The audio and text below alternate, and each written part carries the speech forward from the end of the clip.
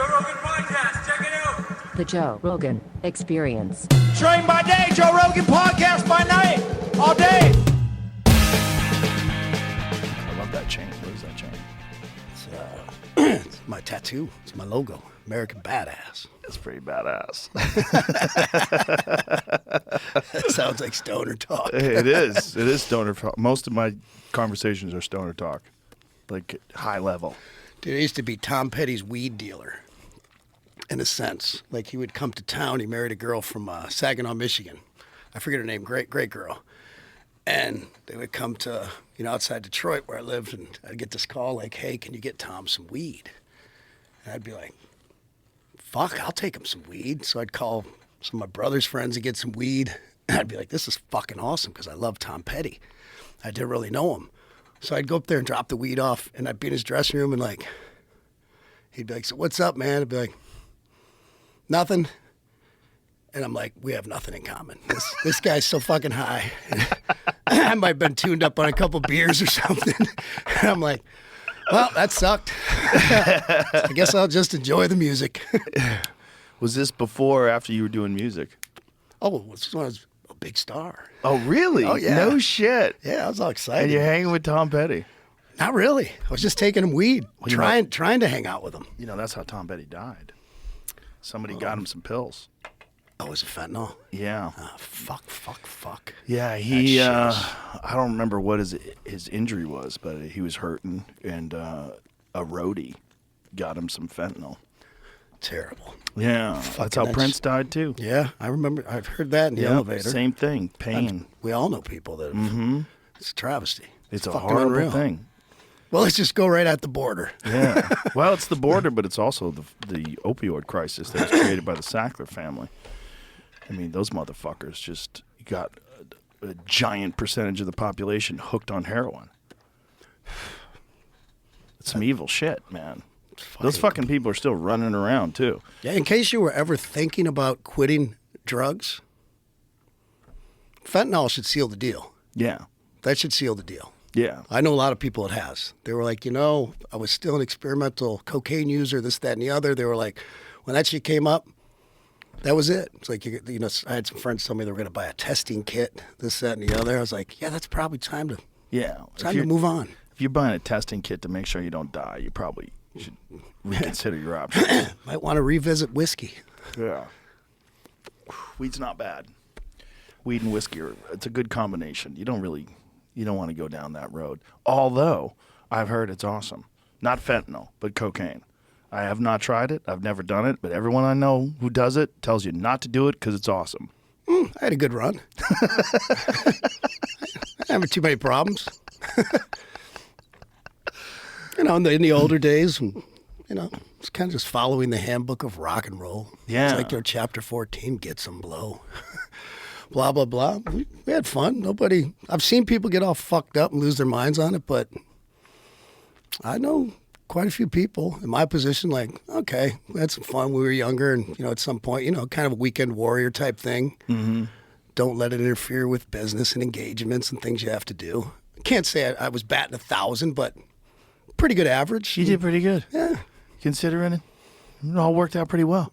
And I'm not advocating for it at any level. I don't think anybody is. That's my honest experience. Like, hey, I came out okay. That's the thing. There's people that'll tell you they're weed advocates. There's no like coke advocates.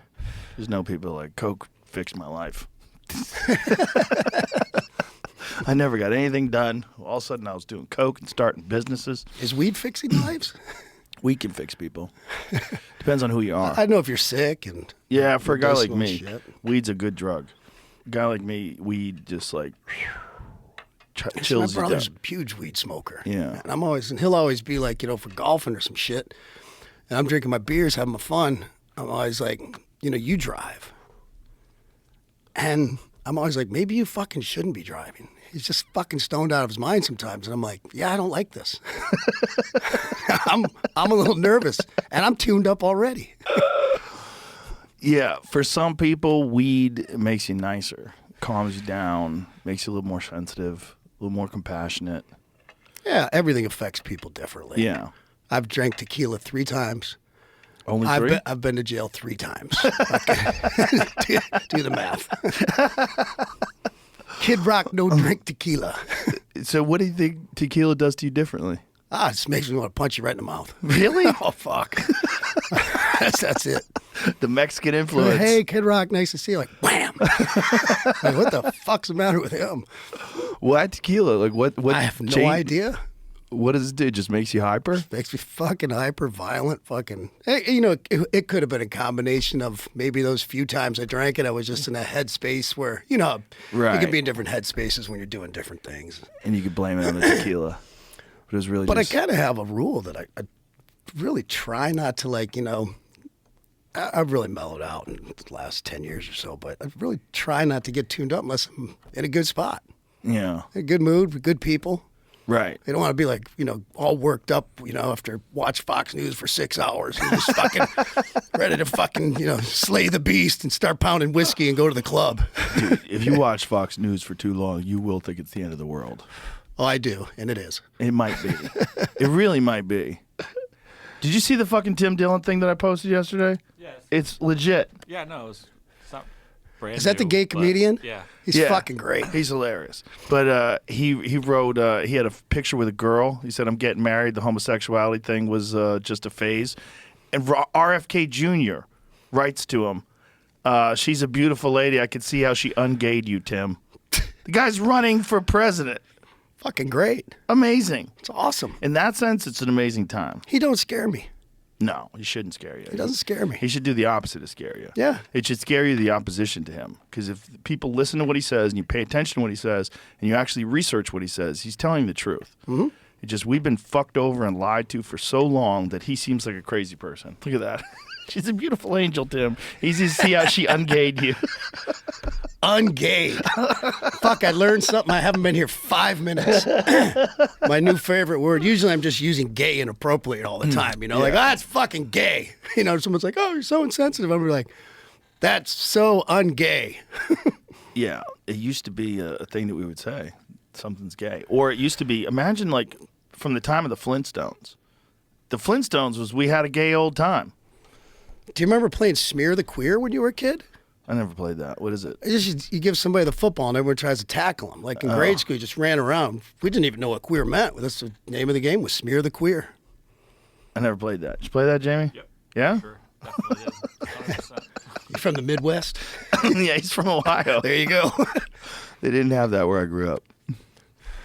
Where'd you grow up? Boston. I mean, I'm Fuck, sure they had it. Fuck, I would think it was invented in Boston. I lived a fucked up life. Not fucked up, but just my high school years was all martial arts. It was all from the time I was like 15 till I was 21. All I did is train and compete. It's a lot of discipline. Yeah, a lot of obsession. A lot of discipline and obsession, but it was it's very weird socially. Like, so I went from that to being a stand-up comedian, which is like the complete opposite ends of the spectrum, hanging out with maniacs who are doing drugs and staying up all night. Just complete polar opposite. So I missed a lot of stuff. Huh. You got a lot of money now. You can make up for it. Fast track it. Probably get it all done in like 2 years with the loot you've made. Yeah. I found that to be a problem at times for people. Money? No, that didn't experience, you know, the certain coming of age things, whether it's, you know, crazy chasing girls, you know, that whole thing, doing drugs, you know, just being kind of wild, you know, stealing people's statues out of the yard, whatever crazy shit like that you do when you're young. And then they reach this point, a lot of it with athletes, because they were so focused in their training at such a young age. And then they get to that point where they get money and they're like, I want to taste it all. That's true. And then they kind of get fucked up. Yeah, you can lose your bearings. That's true. That is the case with a lot of athletes. A lot of athletes get fat, too. They just fuck it. It's over. A lot of fighters. Because a lot of fighters are always dieting. Well, you get that big muscle, and then it's so hard to fucking maintain as you get older. Yep, You start that to too. lose your lean muscle. You know about all that stuff. Yeah, All of a sudden, 2 to 10 beers a night doesn't seem like a bad idea. yeah. Well, it's also like, I think with athletes, especially with fighters, the rush of competition is so extreme that the regular world just seems so dull. and then going back to the regular world, you don't feel like you have a real purpose anymore. You're not training for this big event that takes place every few months. Coming back from the military. Yeah, like a lighter of ways. version of that. Yeah, that's a big problem with guys coming back from the military. Big problem. Huge suicide. Just And no unbelievable. coaching at all. Nobody tells you what to do. They just let you back in the world, and you're like, fuck. Yeah. Seen it too many times. Too many times. Too many times. So what's it like being the dude who took out Bud Light? Let's get right to it. Let's get right to it. We were going to bring a few cases in here for you. Switch sunglasses. Fuck, I'll drink it. I don't give a shit. Two kinds of beer in this world, cold and free. I like them both. We'll bring Man, some. I was just having fun, to be honest with you. I mean, I was funny. was pissed. Like, you know, but Yeah. it wasn't like it was going to wreck my day, let alone my life. I was just kind of like, what the fuck are they doing? But Like, you this is were the too straw fun. that broke the camel's back. I became the face of it. Yes. Yeah. I'm Well- not the Pied Piper to sit around and think like people follow what Kid Rock does. I just became the face of it. Yeah, but they kind of do. They kind of No. do. When you, now listen, man, when you got so upset that you were fucking machine gunning. Throwing a tantrum with a machine gun. Well, You machine gun cases they want of to put Bud girls. Light. They want to let guys play girls sports. That was the end. That was really it. If there's one moment that they look back on and fucking go, shit, Oh, it's dude, that I've moment. talked to him about it. I know you have. Yeah, you. Yeah. You were there at the UFC fight. Yeah, and I met that dude, the CEO. Brendan. He's a good guy, man. We've become friends. He's a good guy. He's a real great good guy. guy. After 5 minutes of talking to him, I'm with Trump there in Dana's green room. I go to Trump. I go, see that dude behind me? I go, that's the CEO of Bud Light or Anheuser-Busch. And Trump's like, you want to go talk to him? Which in my mind, Trump said, you want to go fuck with him? And I'm like, yes, absolutely. So we go over there. We're talking to him. We actually had a great conversation. And at some point, he was telling me how he got the video. And he was actually down in Texas doing some hunting. And I'm like, we talk and talk, and I'm not going to share all our conversation. That'd probably be inappropriate. But I'm like, dude, you seem like somebody I'd fucking be friends with, that I'd hang out with. He's like, you would. That's what I'm saying. And I'm like, I'll come to Nashville. Come visit me. He fucking did. That's awesome. Came with his top team. Fucking, we broke bread. Got fucked up on Bud Light. We fucking bowled. Like, did all this fun shit. And we had a good meeting beforehand, trying to think if there's something I could do with Anheuser-Busch, and I just didn't feel comfortable with it. You know, I threw out some ideas that scared the living fuck out of them. And at the end of the day, I was like, guys, I don't feel right taking your money. I was like, I go, we can continue the conversation, see where it ends up, but honestly, I don't want any corporate deals. I don't feel right. There's not a penny on earth that could make me change who I am or have people look at me in a different way. You know, Right. even though it's probably half the country at this point that likes me and the other half wants to put a bullet in me. Like, I understand that. There's no like, he's okay. Right. I've destroyed that. There's no, Kid Rock's okay. It's either I fucking hate that kid Or I love that dude. Yeah, I'll take Yeah. a bullet for him. Yeah. But, you know, we still talk. And That's a better place to be, honestly. and like I said, you know what I mean? They fucked up. And when you get to the grassroots of it, that's what they did. And there's so many people that work for that company, and you know all the stuff they've done. We don't have to be a broken record here. It's a great company. Right. And They've I'm like, done amazing things. Anheuser-Busch is an amazing charitable company that they do a lot of great things. yeah, and I dug into that, and I was educated on it. Even before Dana called me about his deal and things like that, you know, people discussed with me. You know, I did a little digging and talked to people. And I'm like, at the end of the day, I'm like, all right, they got the message. Like, I'm not someone who holds a fucking grudge his whole life. You know what I mean? And honest to God, I was having a lot of fucking fun. I don't get to pull my machine gun out and film myself doing cool shit too often. I'm just not that type of person. But I was like, this warrants it right here. Get all the Bud Light on property. That was actually all the beer I had on property. I kept a lot of that shit around, more than I thought. We stopped selling it at the mothership because nobody's buying it. It got that bad. You know, what's going on there? It's I mean, nuts. It's stupid. I think it's stupid, and Shane Gillis brought it back I love a lot. Shane. Shane's a buddy. He's the best. Yeah. He brought it back a lot, you know, because he never stopped drinking it. And, you know, it's slowly making its way back, and I think the UFC helps a lot too. But they took a big hit. One of the things I told them was like, I was like, I go from the outside looking in, guys, as a friend, you know, somebody who doesn't want to see this brand hurt and destroyed anymore. Like, you got smacked on the ass. Yeah. You know, and a pretty hard spanking. I was like, but I don't want to hold your head underwater and drown this fucking company, put people out of work and that shit. It's like, you got the message, and it's clear. I wish people knew these guys running the company because they're great fucking guys. But I said, you know, there's just a percentage of these fucking trolls on the left and on the right. They're like, I'm so empowered by the internet. Yeah. I'm going to piss and bitch and moan and, you know, I have a voice. It's like, go fuck yourself. All right, cut it out. Like, if anyone's still spending time on this, you clearly are fucking bored. Find something better to do. Yeah, it's definitely the pursuit of losers. But the problem is those losers can actually affect businesses. And that's what they know. They know now that it's possible, both on the right and on the left. But they need to know there's so many more businesses in this country deserving of that treatment. Right. Fucking Ben and Jerry's, Starbucks, Target. The list goes on and on. Yeah. And I don't care if they're left wing or right wing. It's just their fucking ideology. Yeah. Like, you know, when they cross that line and signal to people like myself and many others that they were okay with this transgender thing, and more so at like, is this going to get directed at my kids? So you Right. think fucking men should be in women's sports? Like, nah. That's where I'm drawing the fucking line. Get the fuck out of here. That's the most amazing one that they're supporting. And the fact that, was it the Olympic Boxing Committee? What was it that just allowed transgender Oh, they're allowing women? the reverse. What do you mean? They're allowing, I always get confused here. They're allowing Biological they're allowing- females They're to allowing fight chicks that sew on dicks To fight men? dudes, which I'd tune in for that. Is that real? I think so. I thought don't it know. was biological men who identify as females were going to be allowed to box. Might be. I I thought it was think- the other way too, but I don't know. Jamie will find out. Yeah. The other one was the other one's easy. Sure. You think, go ahead, do it. Go for it. But at the end of the day, you're going to have to take steroids, and it's supposed to be illegal to take steroids. Like if you are taking synthetic testosterone, you're taking steroids. And if you're doing that and you're becoming a man through that, who's to say that the men can't do it too? Like it's just Do we even have to think that deep about it? You can't just look at it and go like, no, that's fucking wrong. Cut it out. Well, it should 100% be wrong for biological males to compete against biological females. That's just Period. period. And any bullshit that you say like trans women are women, well, guess what? They're not. They're not biologically. They're not. They can identify as a woman. You want to call yourself Sally? I'll call you Sally. I'm a nice guy. Policy states that minors under the 18 must compete in their birth gender.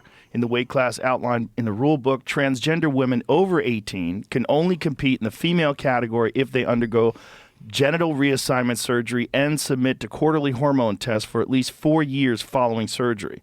The guidelines, which define normal ranges of testosterone. See, but this is this is still not good enough.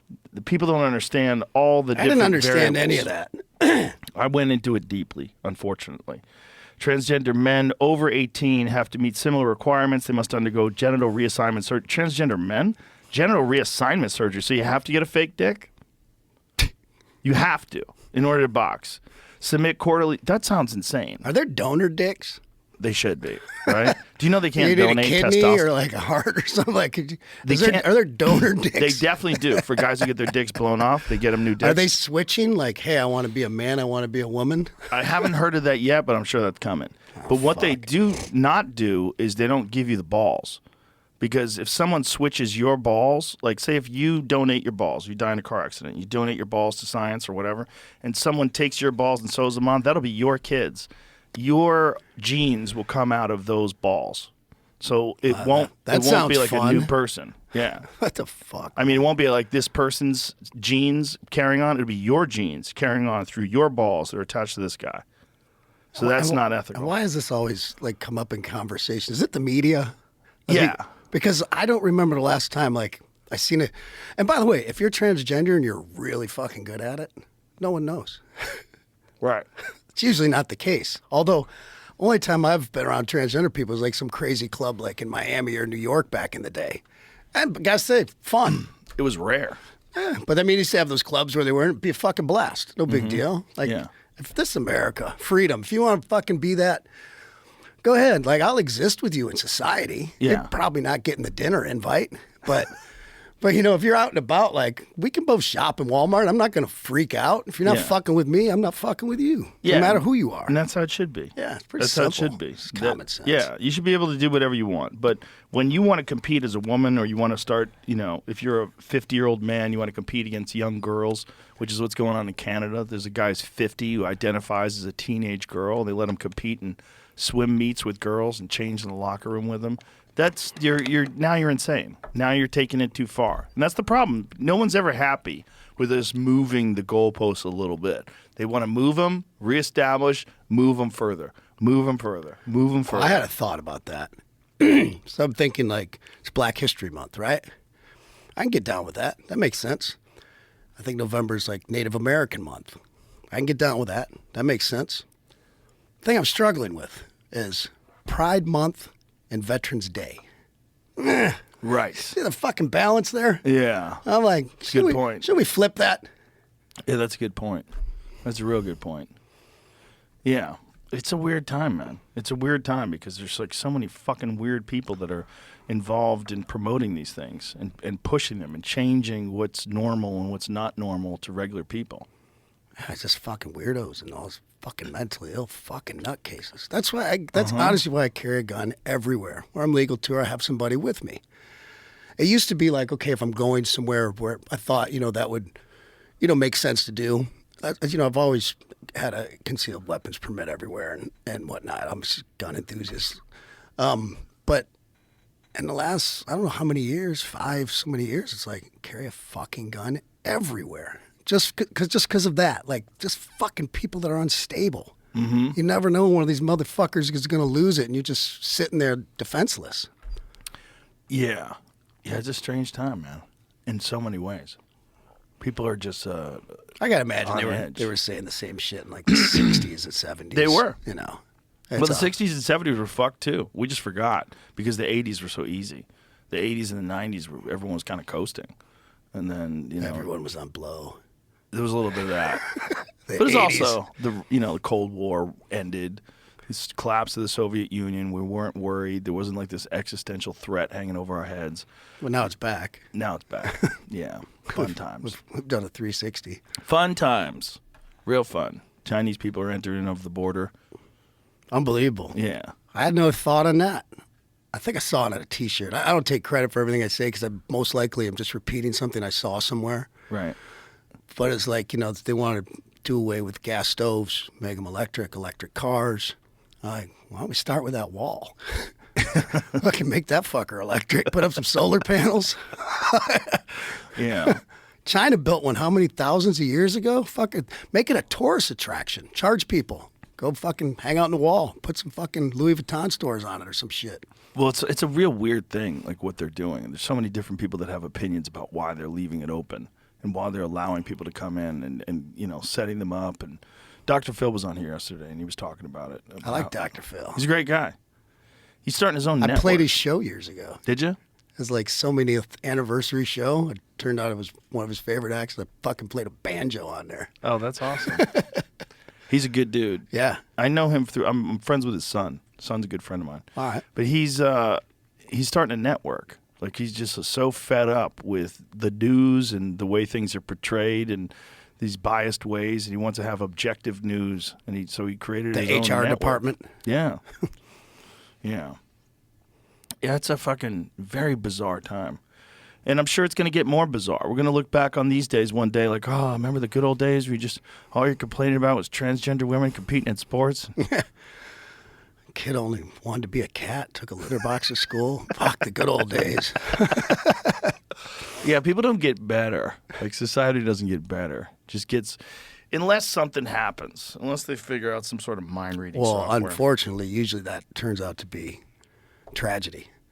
Right. When something really fucked up happens, like what happened in Israel or worse. Right. That tends to bring nations and people together on different levels, Like unfortunately. 9/11. Remember 9/11? Yeah, absolutely. When 9/11 happened, I tell everybody, like even in Los Angeles, which is probably the most unpatriotic place on earth, everybody had an American flag on their car. People were letting people in lanes. They were waving to people. They were friendly. They felt united. Mm-hmm. It was interesting. I remember. Didn't last long. A few months. Everybody, half the country didn't hate George W. Bush for almost 48 hours. They didn't hate him at all when he gave that one great speech. No, I mean, it was a couple weeks or Yeah. a couple months, whatever it was, but then things kind of went back to normal. There was a lot of liberals that liked him after that. They were like, that's what you want when you're in times of war. You want a strong leader. It's too bad we can't get to that without, having something terrible know. happen. Well, If we could just have a little more civil discourse in this country. You can go tell me to go fuck myself. You hate Trump and my politics. I'll be like, fuck you, but I'll still sit down and have a beer with you.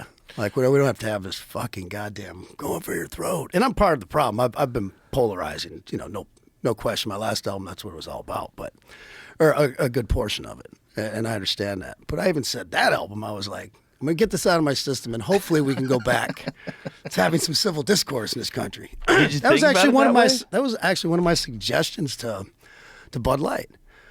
I was like, what if you could use this to not only make fun? My thing was like, you guys need to poke fun at this. Like, people aren't angry because you didn't apologize. I'm like, I don't necessarily agree with apologizing over everything in this day and age. Everything's become a fucking big, I'm sorry. Fuck that. Like, what you should do is like make fun of the situation. Have something that shows light of the situation, but do it in that fun fucking Anheuser-Busch, old school, funny fucking way. We're like, we get it. We fucked up. Like, while we don't, I told Brendan, I was like, whoever coached you on that CBS morning show, I was like, you were coached, right? He was like, I was. I was like, fucking Gail King set it up. She goes, would you send that can back to that influencer? And he goes into this, well, Anheuser-Busch has been supporting, the LGBT, ABCD. I'm like, what the fuck, man? All you had to do was say, like, look, no, we would not. While we want everyone to enjoy our beer, we understand that we shouldn't be sticking our noses into polarizing conversations, and we understand who our market is. And at the end of the day, we're in business to sell beer, keep people employed, for shareholders back, a return. Fucking end of it. You didn't have to throw trans people under the bus or any of that shit. Right. You just fucking. I was like, fuck. That's actually good advice. Yeah. It's pretty solid advice. Ladies and gentlemen, introducing the head of marketing for Bud Light, Kid Rock. That would be their ultimate move. Be funny as shit. Are you? I Are actually you to told him pick I the should commercials? we should do a skit like the Kenny Powers K-Swiss. 100%. But it's like, I walk in as VP, start fucking with people. That would work. But they need to get back to, remember they used to have those Real Men of Genius ads? It was fun. It was. Bud Light was fun. It was fun. I did a tour with those guys, the Real Men of Comedy. I can't believe looking through all my old pictures, how many pictures I found with like fucking Bud Light in my hand, like fishing, doing something, or like playing Sturgis with a big Bud Light, next to the stage. Like, I've done so much cool, good shit. But Well, that's why when a guy like you shoots the cans, everybody goes, oh, that's it. It's over. It's over. And trust me, I don't have one of these teams of people. It's like, Right. It's me, like, maybe Corey who's here with me. I'm like, let's have some fun. Go get all the fucking, tell farm guys to get all the fucking Bud Light shit together and grab my fucking MP5. Yeah, I didn't think you ran that by a marketing department. No. There's not much that goes through one Well, over here. a marketing department for a guy like you would just fuck things up. What kind of advice could they possibly give you? They'd have to be maniacs too, and then they would never be in marketing. I've had more people, managers and stuff through the years tell me, which I took as a compliment. They told me, like, just everything you've done to get where you're at, I would have told you no. Yeah. And I think that's honest because I Yeah. get, done some, I guess you could call it crazy, polarizing, whatever type of shit. It's really, I speak my mind. I haven't changed one bit. I came out fucking like this with middle fingers on the CDs, like, Yeah. and I haven't changed, but holy shit, the times have. Yeah, but it's obvious, though, that it's all you. That's what people like. In this day and age where everything is sort of planned ahead and it's bullshit and scripted. And You've seen behind the curtain. Sure. Of these pop stars and 100%. people at big levels and their teams and everything's fucking. They're trapped. It's like a politician, like Biden that can't say anything off the teleprompter. Well, of course he can't. But it's also, you got a whole team of people behind you. You got a bunch of people that want to keep their jobs and they want to play it safe. They want to play it safe and they want to figure out which way's the wind blowing. This is what we're going to do. And you see it in celebrities and people turn on them now because it's like so disingenuous and they realize what you're doing. You can see right through it. You're going to lose a giant percentage of your people that knowing that a marketing team is behind everything you say. Right. So when a guy like you, it's obvious that was your idea. Like, who the fuck is going to say? It wasn't even an idea. Whatever It's it just- was, a thought that popped into your head that you acted on. That's pretty much what it is. Yeah, that's obvious. That's but what they all are. That's what people like. That's what people like. They're like real people. And sometimes you don't always turn a 10.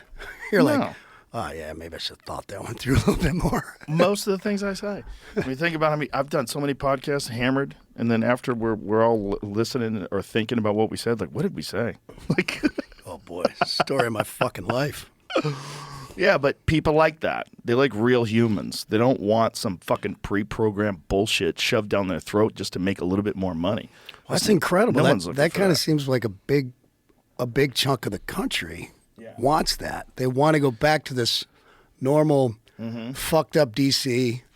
All the bullshit that's been going on there, I would dare say, for our lifetimes, it's just become a lot more out in the open for several reasons. You know, social media and the sharing of media worldwide, and fucking Trump pulling everyone's fucking pants down there. Yeah. Showing them, look, everyone has a small penis in this fucking town. See, I just showed it to you. They one- act like they have the biggest dicks on earth. One thing no one can deny is that he exposed the media. He exposed the media for being essentially a propaganda agent. It's not just the news. Yep. And to pretend it's the news, they never covered anything that he did that was positive. Anything had some negative spin on it. They spent years talking about some fake collusion story with Russia and never apologized for it, never took it back. And they'll allow people on the show to support that, to try to justify that, or to try to even say that it's not true, that he did collaborate with Russia. How many times have I been watching the evening news? I'm a sucker for news, and I've flipped between them. I'll flip between CNN and MSNBC and Fox. You know, mainly Fox, but then I watch the evening news. I watch ABC one night, NBC. This is just one example. There's a million of them, as you know, but like they're talking about January 6th, and they completely edit his speech. They take out the part where he says, let's march down there peacefully or whatever. He actually says that, and they cut it out. He says, we're going to march down the Capitol, cut. Yeah. And then they go, if you don't fight like hell, you're not going to have a country. Yep. I mean, how the fuck do they get away with that? They get away with it because they are the news, and no one's checking them. There's not another news. If the news was real, the other news organizations would go, this is horrible propaganda, and what you've done is you've edited out a former president, you've changed his words. This should be illegal. You're taking it completely out of context. The whole thing is so fucking screwball. Every single presidential race we've ever had that I can remember, people contested the results. Hillary Well, Clinton. when Hillary Clinton did it and Yeah. Stacey Abrams, They all no fucking said big deal. He didn't really win the election. They all said there was Russian collusion. They all said that he was essentially an agent of Russia. They all said that he's an illegitimate president. They all said that he didn't win the election. They all said that. There were so many people that said it. It was nuts. Oh, pencil neck, fucking dick, fuck Adam Schiff. It's crazy how people still listen to those folks. You know what's how can crazy you be about that? wrong about some- that election? I'm not a conspiracy guy or whatever, but I'm like, fucking, it just seems like shenanigans. I love when anybody says, I'm not a conspiracy Does guy. that mean I'm a and is about to conspiracy? say some All right, wild shit. I'm a total fucking conspiracy guy. Fuck it. I don't give a shit either way. But I was like, there's so many fucking shenanigans that it's coming so fast with the COVID shit and the ballots all over the place.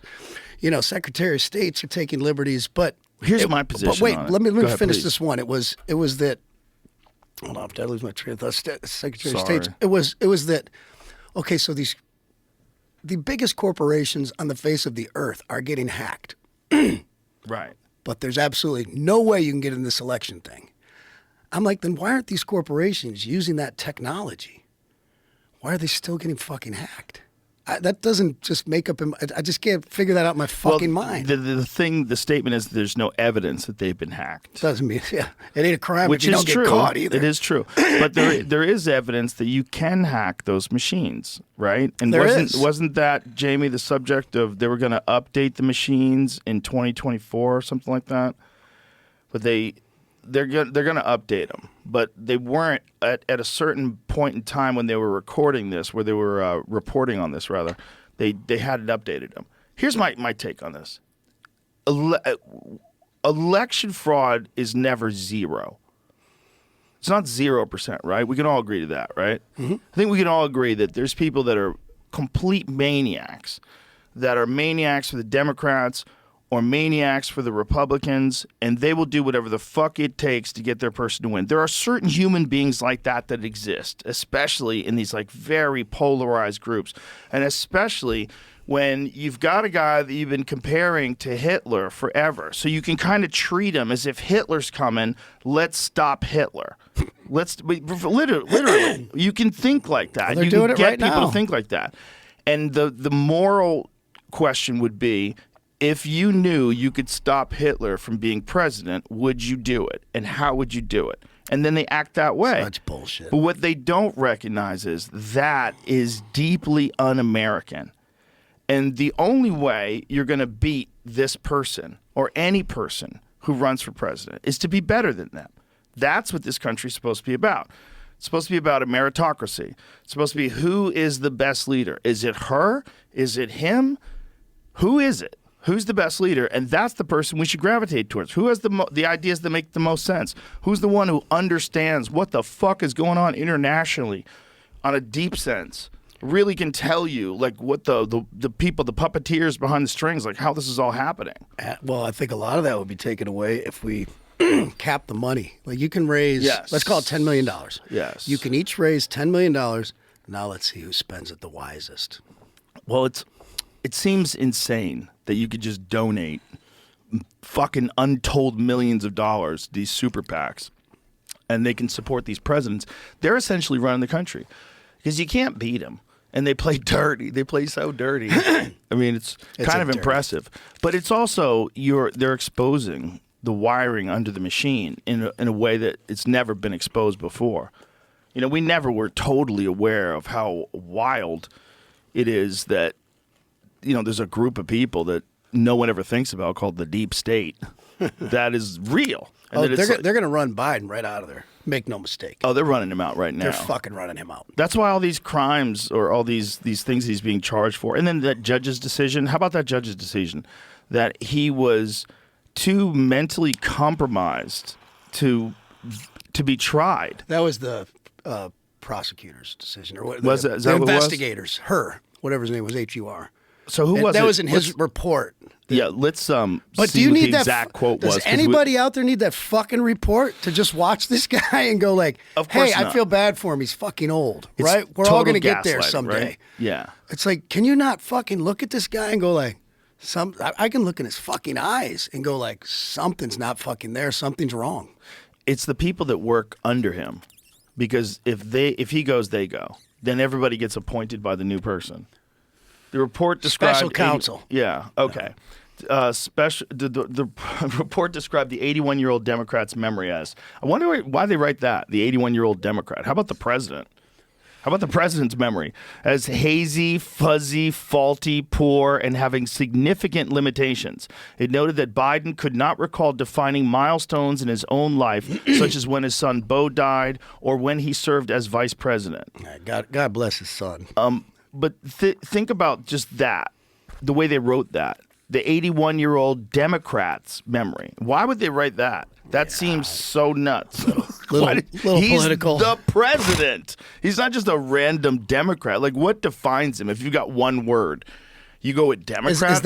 Is that the Washington AP writing that, or is that in the special prosecutor's report? I was unclear. I was unclear as well. Because that's different. Right. Of course the AP is going to say that. Of course. But even I if they can't say see the that- special prosecutor saying that. But it's just, no, I don't think Because so. then it sounds very political. Yeah, but it's such a crazy thing to say, to call him a Democrat. He's the president. He's our leader. I would put it past the media. It's though. wild, but this is what I'm saying about, like, the wiring under the board has been exposed in a way that it's never been exposed before, where you're looking at it and you go, what? What are you guys doing? He can't stand trial because he's mentally unfit, but he can run the country. Don't worry about it. He can't speak. And he's going to run He can again. hardly fucking walk. But it seems like when they release information like that, they know what they're doing. They're slowly chipping away at it. And by the time probably, I would say like May rolls around, it'll probably be Gavin Newsom. That would be my guess. I'm not like playing this sport, so I'm watching it from the sideline. I'm like, what would I do? What moves would I do? I can't. How the fuck can they run Gavin? I keep hearing that Gavin Newsom, Michelle Obama, like Gavin Newsom. How the fuck? When you just look at California, one of the most beautiful states, arguably the most beautiful in America. Resources for days, fucking everything. And it's just him, fucking Pelosi, fucking Maxine Waters, fucking Adam Schiff. They just fucked the whole state up. Like, fucked it up. Everybody's running for the fucking hills. You got to wonder how much of it is by design. You got to wonder of it how much is designed to make the population more unstable, more violent, more scared, more crime, less ability to prosper. Everybody goes like everyone's much more vulnerable.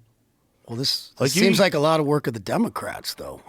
It seems Crime? like something is probably behind it that's bigger than that. And if I would guess, You're it's not a probably conspiracy foreign theorist, money. right? I'm 100% a conspiracy theorist. Right, fuck. I love a good conspiracy. Must be I good. believed in Bigfoot until about 8 years ago. Fucking the Yeti's another story. I didn't say I didn't believe in the Yeti. I don't anymore. But I was all in for a while. But I've been down so many rabbit holes, so many 9/11 rabbit holes, so many, Bohemian Grove rabbit holes. I went there Skull and once. Bones. I got kicked out. Did you? You went to the Grove? Yeah. Oh shit! Why'd you get kicked out? Fucking weird.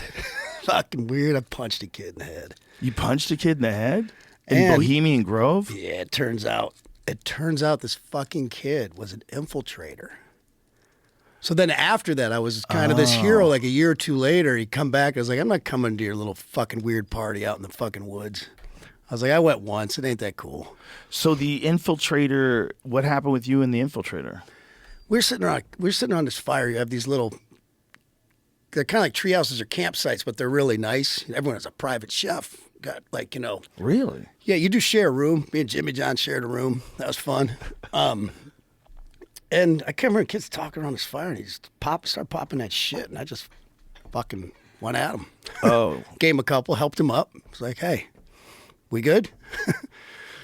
Well, I think, we weren't on great terms, but I think we had an understanding. It was just, one of those things. And then I couldn't go to the concert that night. I think Zach Brown or somebody was playing, like, you can't come. My And I had to God. sit home like I was in fucking timeout or something. I'm like, fuck this place. Meanwhile, you're Kid Rock and you're getting left alone by these people with some fucking crazy person and you defend yourself. Fucking weird. There's going to be a certain percentage of people that are just out of their fucking minds. And if you haven't vetted them, that's on you. Hey, Don't kick them out. for all I remember, it could have been drunk shit or whatever. It wasn't the end of the world. It was a little tussle and a little hit the ground, maybe a punch here and there. It was like, then it was done. It wasn't like, But it was a fight. I guess You're just a nice guy. You didn't beat him to death. It was a tussle. You're a nice guy. But it's, how many people infiltrate that place? Because a bunch of people have filmed videos there now. I have no idea. Alex Jones was the first. Him and John Ronson. This is back before Alex Jones was persona non grata, and people would do legitimate journalists like John Ronson would do these things with them. Not familiar. You never seen that video of them in Bohemian I've never heard Grove? of John Ronson. John Ronson's a brilliant guy. He's what is his exact? He's an author. He wrote that book. So You're Getting Publicly Shamed, about like social media shaming. He's an interesting guy. He's a very funny guy. But he went with Alex to Bohemian Grove, and they filmed these rituals. These people dressed like druids, and they're burning this effigy in front of a giant owl statue. I was at the owl statue. This is fucking hilarious. So I'm there on day one, right? And we're drinking beers. Like, it's pretty laid back. There's some really cool talks. I remember this dude talking about shooting asteroids out that might hit the Earth in so many years, shit like that. I'm like, fuck, this is cool. Oh, But the wow. first day, it was the first evening, and you gather around whatever, the owl by this lake, if I remember correctly, which could be a little hazy. It was a long time ago. And like, I've heard about this place. I'm like, this is some real secret ass shit, man. I can't believe I'm fucking here, right? And it's just a trove of celebrities, fucking everywhere you turn. It's just fucking A, fucking A. So you go there, and I'm like thinking we're gonna hear some shit, right? They're about to introduce the first speaker, and I'm like, fuck, this is gonna be some shit. And they're like, and no offense against this guy, we consider him friendly. We have very good mutual friends, but they're like, ladies and gentlemen, Tony Danza. And I'm like, what? I'm like, come on, man. Who's the fucking boss? Tell them bitches. Which she would have just gone up there and been like, who's the boss, bitch? That's hilarious. I was like, no fucking way, man. I was like, we came all the way to this secret ass shit. And I love Tony. Fucking love him. But I'm like, come on, man. I was like, they brought Reagan back from the dead and he's going to speak or hologram or some shit. Like, You were hoping for some devil shit. just some crazy shit one way or the other. He was a very good speaker, I got to say, but Maybe they toned it down. Maybe they toned This it has to be down 20 after they've years been ago. infiltrated. Oh, really? I'm terrible with dates, but it's a long time ago. Okay, because when Alex snuck in was like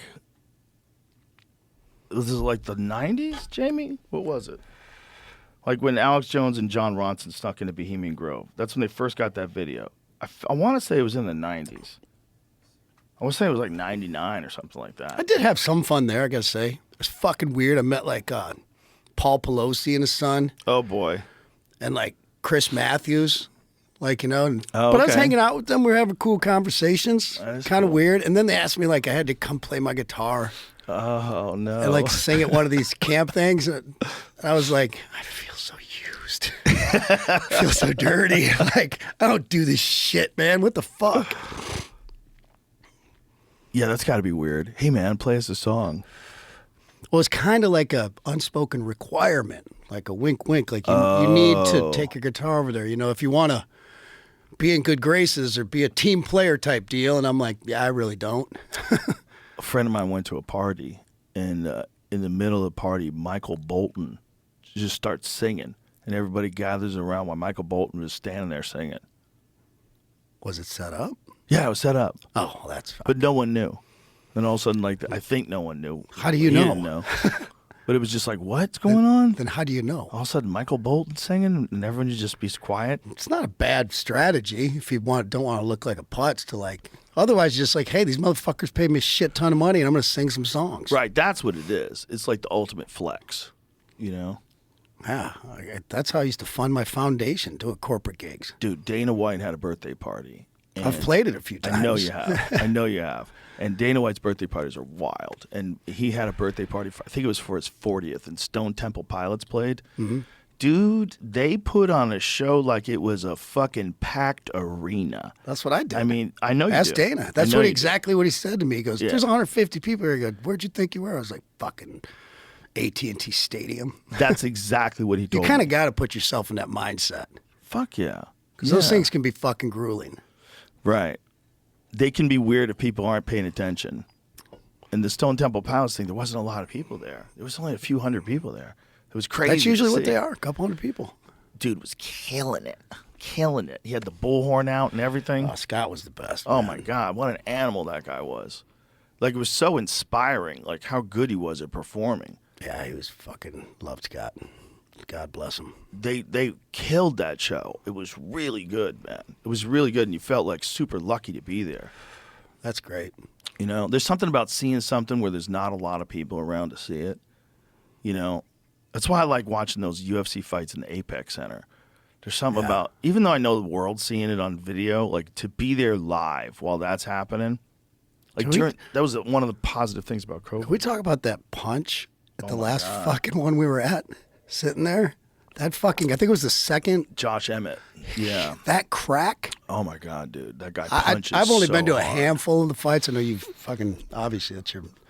Josh Emmett might be the hardest puncher in that division. I never ever. heard anything like that. Yeah, he hit so hard. I thought the guy was dead. Yeah, well, that was a crazy combination of Bryce Mitchell moving forward quick, and then him catching him right at the end of one of the most powerful punchers ever in the 145-pound division. Yeah. Show that again. Watch this. Look how that dude's built. But I you mean, can't appreciate it without the smack. Smack. look at the fucking physique on this animal. I mean, Josh There you Emmett go. is just a ball of muscle. Bro, that guy It hits. sounded like somebody smacked a 2x4 like against a garbage can. Bro, if that guy hits anybody, they go night-night. I mean, anybody. Damn. Anybody. He had this fight with Michael Johnson, and it was Michael Johnson's a really good fighter. Like, he knocked out Dustin Poirier at one point. Damn. Michael Johnson's very, very legit. And Michael Johnson's winning the fight, and Josh Emmett catches him with one punch and just shuts him off. Watch this. So Michael Johnson's winning this fight. Boom. Oh. One shot, dude. One shot. I mean, crazy power, man. I mean, his power is preposterous. He's got the total touch, what Firas Zahabi calls the touch of death. That's the touch of death. He's got it better than anybody in the sport. The touch of death. But that Ilia Topuria guy that just knocked down Volkanovski, he's got the touch of death too. There's guys These guys that are just, getting bigger. It's not they're just getting stronger, but their technique's getting better. Mm-hmm. It's like any sport. It just keeps. there's a lot of factors. There's a lot of factors to having that kind of power, and some of it is just pure genetics. Some of it is just you just got lucky. You got that frame, whatever it is. Like Josh, he's built like, if you look at his body, it's just like a fucking tank, just his ball of muscle, and he gets so much force into it. And that's just a gigantic advantage. If you use it correctly like Topuria does. Did you see that fight with Topuria and Volkanovski? You know, I still don't know all the names. I know a handful of names. It was the featherweight title this past weekend. It No, was I did not see Alexander it. Volkanovski. He was trying to defend his title against Ilia Topuria. And Volkanovski had been dominant in this division forever. And Topuria put him to sleep, man. This is not the fight, by the way. This is just like. Yeah, the lead up to the fight. Yeah, Topuria, he put him to sleep. It was wild to see, man. This kid is a fucking monster. And he's only 27 years old. And he said he was going to do it. He said, I'm going to knock him out in the second round. Well, do any of those guys go and go like, you know, my chances are about 50-50 on this one. No. Some guys have respect, you know, for their opponents. Right. And they say things like, That's he's kind a of great champion. That's no fun, though. Yeah. That's no fun. This is a talk shit sport. It is. And it hypes up the match, gets everybody going. Yeah. Fucking. And it's also part of the psychological warfare because that shit works. Yeah. Especially on some people. Some people like Nate Diaz doesn't work on at all. You can talk shit to him all day long. That's not going to change anything about the kind of ass whooping you're going to get. But for some guys, it fucks with their head hardcore. They just have a really hard time with someone talking shit about them, and they get real emotional. It's a lot of sports. A lot of fucking, even in my business and music. Yeah. You see people when that red light comes on, when you're doing something like live or taped to television or whatever. You see people that red light comes on. I have band members. Out of like 10 of them, it's usually one. Somebody just fucking can't keep it together and fucks up. It's just one of those things. It's just something about having that fucking cool, calm, collective fucking mindset when you're going into anything that's stressful or, you know, high energy, whatever it might be. How difficult was it for you when you first started getting famous? Because you go from being a regular dude to being Kid Rock in not a lot of time. What was it like getting pussy? No, it wasn't like being the man. And That's just pretty like, much what it was. But was it stressful? Was it like hard to deal with? Fuck no. Wasn't it all? It's fucking awesome. I love it. It's the greatest fucking shit on earth. I'm like, I have to worry about fucking buying food. Like, I'm going to be able to put my kid through college at this point. We're getting a new fucking house and getting a new car. Fucking getting a nice seat at the restaurant. Yeah. Fucking no problem with that. I'm not one of those people that bitch about it. Like, What do you think it is so about? tough. What do you think about people that can't handle it? Like, what do you think it is? Fucking get away from it.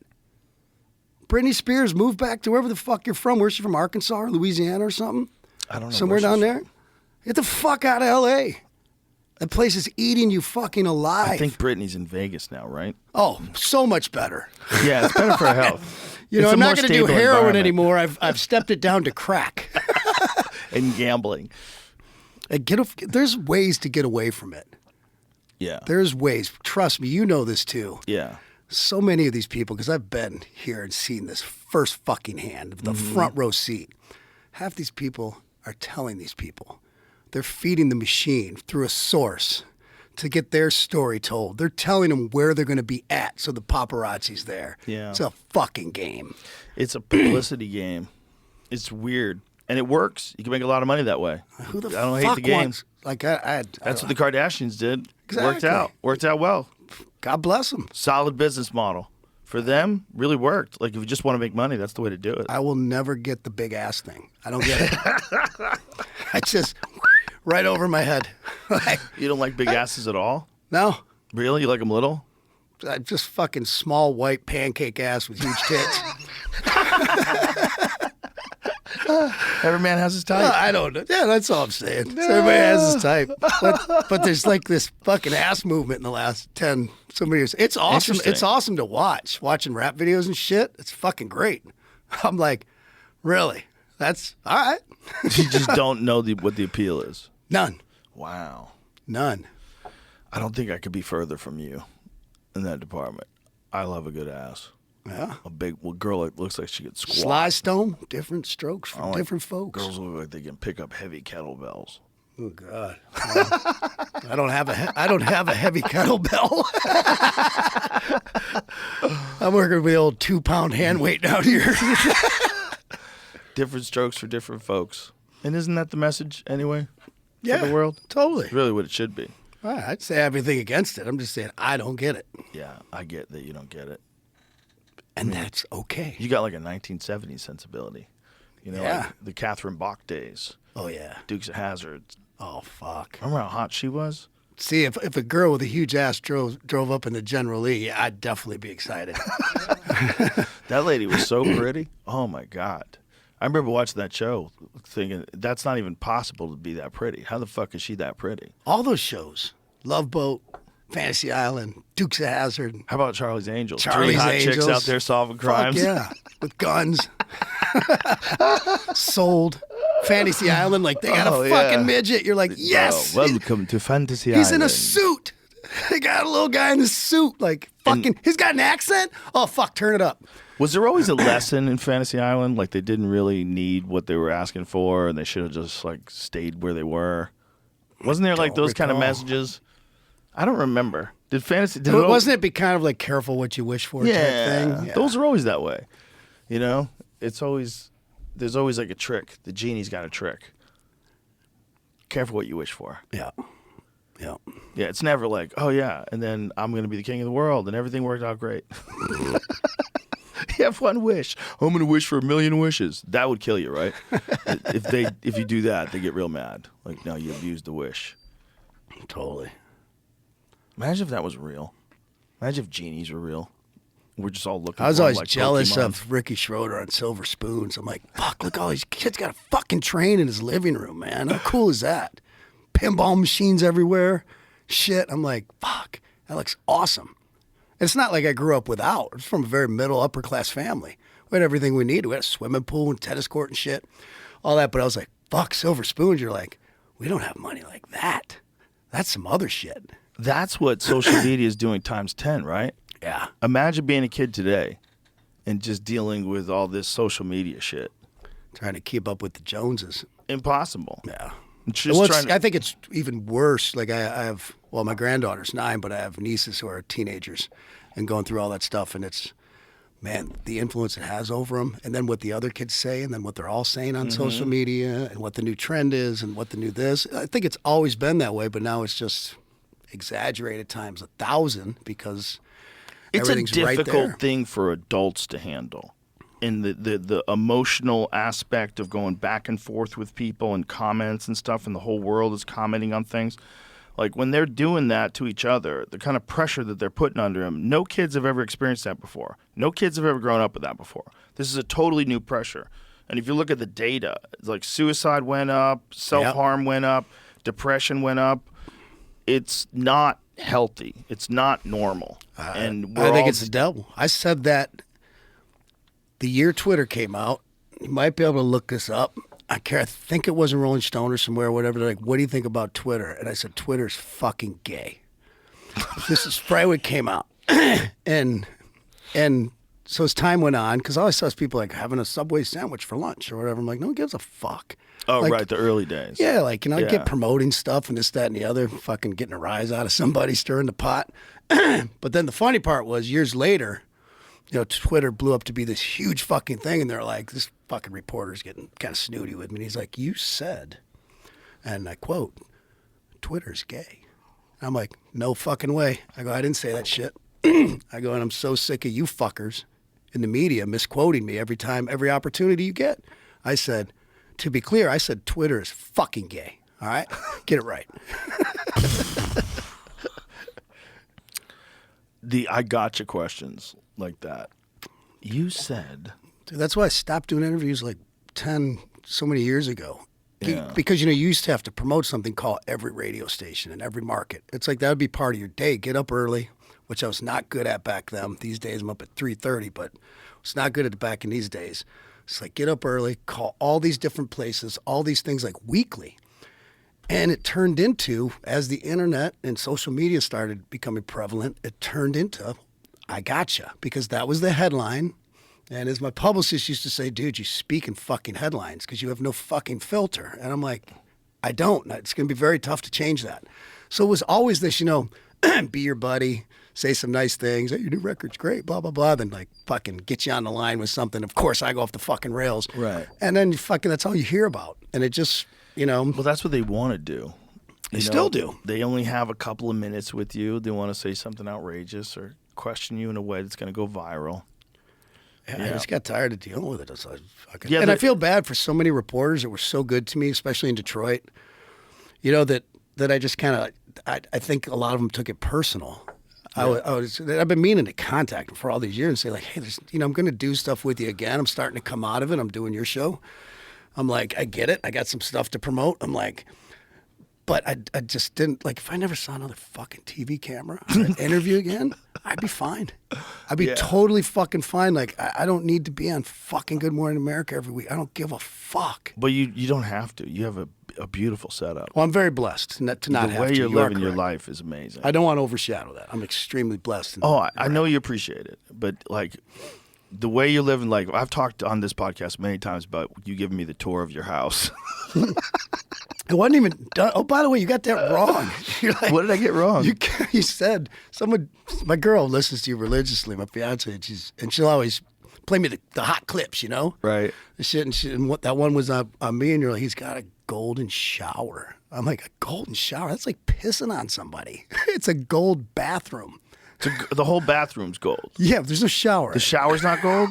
No. Well, it wasn't in place yet. No, it was just I just seen the tile and it was golden, and someone told me it was a golden shower. I was like, that's the most amazing thing I've ever seen in my life. The golden urinal. But the walls were gold. Yeah. Everything was gold. Dude. It was before, when I went into it, it was before everything was installed. What was that, 3-4 years ago? Yeah, I think it was 3 years ago. You have no idea how hard it was to find gold toilets. Not joking. Now Can't you you can just go get on a gold Google guy? and you pump them up. Well, I had to get the seat gold plated because I couldn't find it. I found a gold toilet and couldn't find a seat in the lid. That fucking guy had to cheaply gold plate it.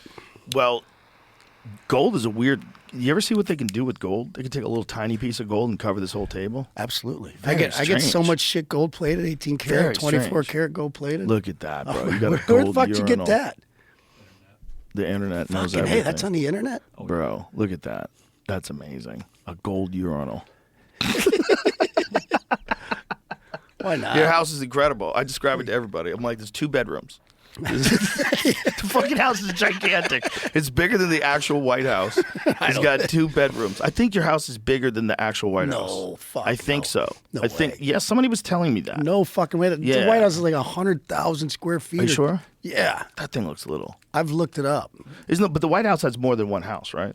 Like there's 2. Well, there's more than there's one house. levels. There's underground, Oh, is there? basement, main floor. Then you go up and up to the main residence. And they have tunnels that go out to to the other side to the VP's place where the bowling alley is and shit. And Bro, is that the dumbest idea of all time? To tell everybody where your president's going to be all the time? What a fucking dumb idea. Oh, he's in this super visible house. It's just a house. I think they're pretty protected over there. How protective can you be? If you watch those Instagram drone The videos. airspace is shut down. Okay, 55,000 square feet. All right, I'm wrong. I thought your house was bigger. No, mine's 27 or something. But what your house is But it's on 200 acres, not 18. what your house is exactly if an 18-year-old kid won the lottery. Oh, 100%. And said you can have any house you want.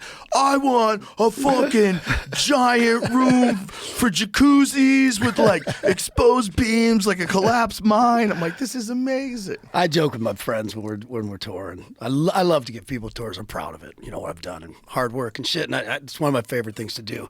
And I joke with them all the time. And it's pretty serious. I'm like, if I had this fucking house 15 years ago, something like that, I'd be dead. I'd be fucking dead. There's no question. It's an amazing setup, dude. Thank you. You made a party house. It's perfect. Beautiful view. Great place to be. It's I fucking believe awesome, if man. there were advertisers, it'd be a great place to entertain. Yeah. An entertainer's dream. An entertainer's dream. Yeah. If you were trying to sell that, oh boy. What is it, about 27,000 square feet? How big is it? Yeah, but Okay. but the only 2 reason bedrooms. I put the elevator in because I'm gonna die there. I was like, I'm gonna need to get up and down these floors one day. That elevator's amazing too. That's Gold another elevator. funny one. The architect, I that's probably my second favorite thing passion outside of be a close second with hunting and the outdoors. His music is interior design and architecture. And so I'm designing a house I had to use an architect, obviously, for many reasons, but he's like, are you sure you want to put the elevator right in the foyer of the main entrance? He goes, most people hide it, off to the back by a laundry room or something. I'm like, yeah, I want it right in the fucking middle. I want it gold so people walk in, they're like, Kid Rock's got a fucking elevator. Yeah, put it right out front, bro. Yeah, this is the house for ballers. This is a house of learning doctors and ballers. That's an amazing story. That's how I would do it. With fun. You built something, right?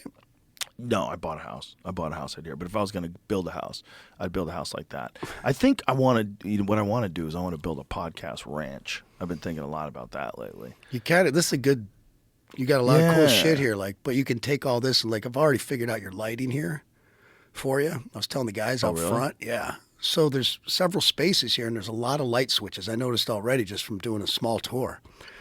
Fuck Lutron, fuck Crestron, fuck that automated shit. Okay. What you do, you might be able to do the whole building. If not, you can do it in sections that make sense. Like this whole front thing, everything's on dimmers and there's one switch strategically placed when you walk out of the door and maybe somewhere by your office or something. All hooked up to the same breaker. Click. Like when I walk into my studio where you've been down there or whatever, things like 10,000 square feet, there's 2 light switches. Shut everything off in there. 3 because one in the studio. It never breaks. Works perfectly. When you turn it on, you're ready to rock. If the cleaning people need to do something, they can adjust the dimmer up or down. And it's the cheapest, smartest, most efficient fucking thing you can do. Good advice from Kid Rock. I on love lighting. that shit. Yeah. That's good advice. Yeah, this place is a little chaotic. But used to be, well, I can't say that. I can't talk too much about it, what it used to be. But I've been thinking about doing something in a place where we could do a lot of other shit too. Just put in a fucking have a place with a lake. runway. You can definitely get somewhere with a runway out here. If you Or you're doing so well enough. and you're so successful, get a chopper. So you could bring the people, like what a cool experience. They fly to your ranch because you're gonna get more value the farther you go out. Yeah, but I limit my time in those fucking things. Oh, I do too. Those things- Rock and roll and choppers don't mix. They freak me out a little bit. Me too. Yeah, they took out Stevie Ray Vaughan. Didn't it? Jim Croce. Or was it a plane crash that took out Stevie Ray Vaughan? No, it was or a helicopter It was coming a out of helicopter. Alpine Valley, up in Wisconsin. Jim Croce, there's a million That's of a them. scary one to My die buddy in. T-Roy from what's it called? Montgomery Gentry. Bill Burr has his own helicopter license, and he took me out. I took lessons. Did you? I took lessons for a while. I had this grand idea when I was younger, when I first started getting fucking money. And I'm like, I'm going to get a fucking helicopter. I'm going to Paint get it like gold. 10,000 fucking, yeah, exactly. I would. 100%. Gold flake. Fuck yeah. I was like, it looked like a lowrider. I was going to get like 10,000 acres in the middle of nowhere, build my fucking little fucking redneck empire. And then, so I started taking these lessons in a single engine Robinson, and I let my hand off the collective a couple times, and like, the teacher's like, dude, what the fuck did you do that? I'm like, you didn't tell me not to fucking do that, and blah, blah, blah. And then what really was a deal breaker, I'm like, I know myself. I'm like, we'll be sitting around getting tuned up, and I'll be like, you guys want to get the chopper out? Go for a spin? Oh, my God. Drone flying a Oh, helicopter. yeah. I was like, Could you imagine? no, let's make enough money to ride in the back. Yeah, the only times that I've been in one, I'm like, keep it together. Keep it together. It feels like you're try to stay out of in them. a flying football helmet. Oh, It man. seems so fragile. They seem so fragile when you're in them. They're like, ugh. I'll never get in a single engine and anything again that flies. Never. Everything that flies is based on a system of two fuel pumps, 2 engines, 2 everything. Mm-hmm. You can go without one of them. So your odds are pretty good when those things fuck up. Mainly speaking about planes, it's pilot error, probably 90% of the time. There was a recent private jet that crashed. Yeah, in L.A. Yeah. What was a the story about? Challenger. Yeah, Challenger 300. A couple people got out of the back and the pilots died. Yeah. Yeah, the people survived, which is crazy if you look at the The footage. passengers Or did. ever landed on the highway? Oh, Jesus Christ, dude. That's insane. I thought that was in Oh, L.A. my God. It is in Florida. Okay. Right. Dude, that is so wild to see. Fuck, Watch scary. this land. Watch this happen again. I'll do it from the beginning. Yeah, do it from the beginning. Because the beginning. Watch this land. This is so crazy. That's what kind of Look plane, at this. That's the kind of plane I got. Look at that, bro. Fuck. I mean, how insane is that? And I think it was 3 people came out of the back. Yeah, the pilots. Amazing. Amazing. Oh, Damn, they just had to just land it on the fucking highway. Holy shit, man. Imagine trying to land a plane and knowing you're going to take out those cars and you're probably not going to land anyway. You're probably not going to be able to pull it off anyway. You don't have any engines anymore. scary. Oh, my God. It's scary just not being in control of anything. Yeah. At least for me, I'm a bit of a control freak. Like, just not being in control of any situation, especially when it's something like that, that always Yeah. That's makes why, you think a little bit more. That's why when things aren't a meritocracy and you're hiring because you want things to be inclusive, God. and you're not getting the best people working on your fucking airplanes, Insanity. flying your airplanes, you're not getting the best people. What are you doing? Like that is In one any of the business. scare. But for especially like airlines, that is one of the scariest fucking methods of transportation. Whether it's the safest, it's arguable. It is very safe, Yeah. relatively. But it's one of the scariest for people. It gives them the most anxiety because you give up all control. You're hoping that the pilots can keep it together. You're hoping that the equipment's been tested correctly. You're hoping that everybody like tightens every bolt and checks every fucking weld. You're hoping they do a really good job. Like they're really good at it. They do a pretty good job overall. Like, and I'll even say, just like this is a place that makes sense for regulations. Yeah. You know what I mean? That as somebody who's 100%. very, very right of center, who's, less regulations on most things. That's something that makes sense, and they have a lot of good ones in place. You just can't fucking jump in a plane. Like when something like that happens, it's something's fucked up. Yeah. It'd be interesting to see when they, do their investigation what happened exactly. Yeah, it would be interesting. Like how do you get a double engine failure? That sounds insane. Or maybe It's like when Sully, landed that on the Hudson River. It was, geese or whatever it was Right. or something like that. Okay, that's, I've flown out of many airports where they go out there with shotguns before just to boom, with blanks just to get the, geese out of there. And they actually let you hunt them at certain times of years. Like I know at Metro Airport in Detroit, there was a congressman that asked, they had a special permit to go over there and hunt them at certain times of the year. And I love the bird hunt. Yeah, they try to keep populations down. They have snipers. They do a lot of different things. They try a bunch of different methods to keep ducks and pigeons and shit. Because how many planes have been taken out by birds? Probably quite a few, huh? It's becoming more common. Really? You never know if something's more common or is the media just that much more accessible Right. with everything. I always wonder with that. Like, as the population grows, things make sense that there gets more of whatever. Right. But you just don't know in this day and age. Like, when there's fucking how many 24/7 news channels all trying to report and get an exclusive story. Mm-hmm. It's like, And some of them just straight up gaslighting you. oh, yeah. Gaslighting you on the news. If I shit my pants right now, like just legit shit my fucking pants, like it would be the biggest story of this week, maybe next week. It'll be a big one. That loser, he shit his pants. As if it's never happened to you. Well, it's not like the left-wing media is reporting any good stuff I do. No. Well, I'm just in their sites. what we need is a non-wing media. That's what we need. There should Totally. be value in just the news, and that's what Dr. Phil wants to do. That's supposed to be the AP. Yeah. Yeah, it's supposed to be, but it's not anymore. Because I think journalists at some point in time, at least corporate journalists, a big percentage of them decided that they're working towards a better future. They're activists, and I think some of those people are not very charismatic, and they're people don't like them that much. They just happen to be on television. Well, why do many of these people refuse to retire? Because now they have a career. They have and that's all they have. It's their now. identity. Mm-hmm. It's their identity. It's like they're 75 years old plus. Yep. They refuse to go away. Yeah, they won't go away.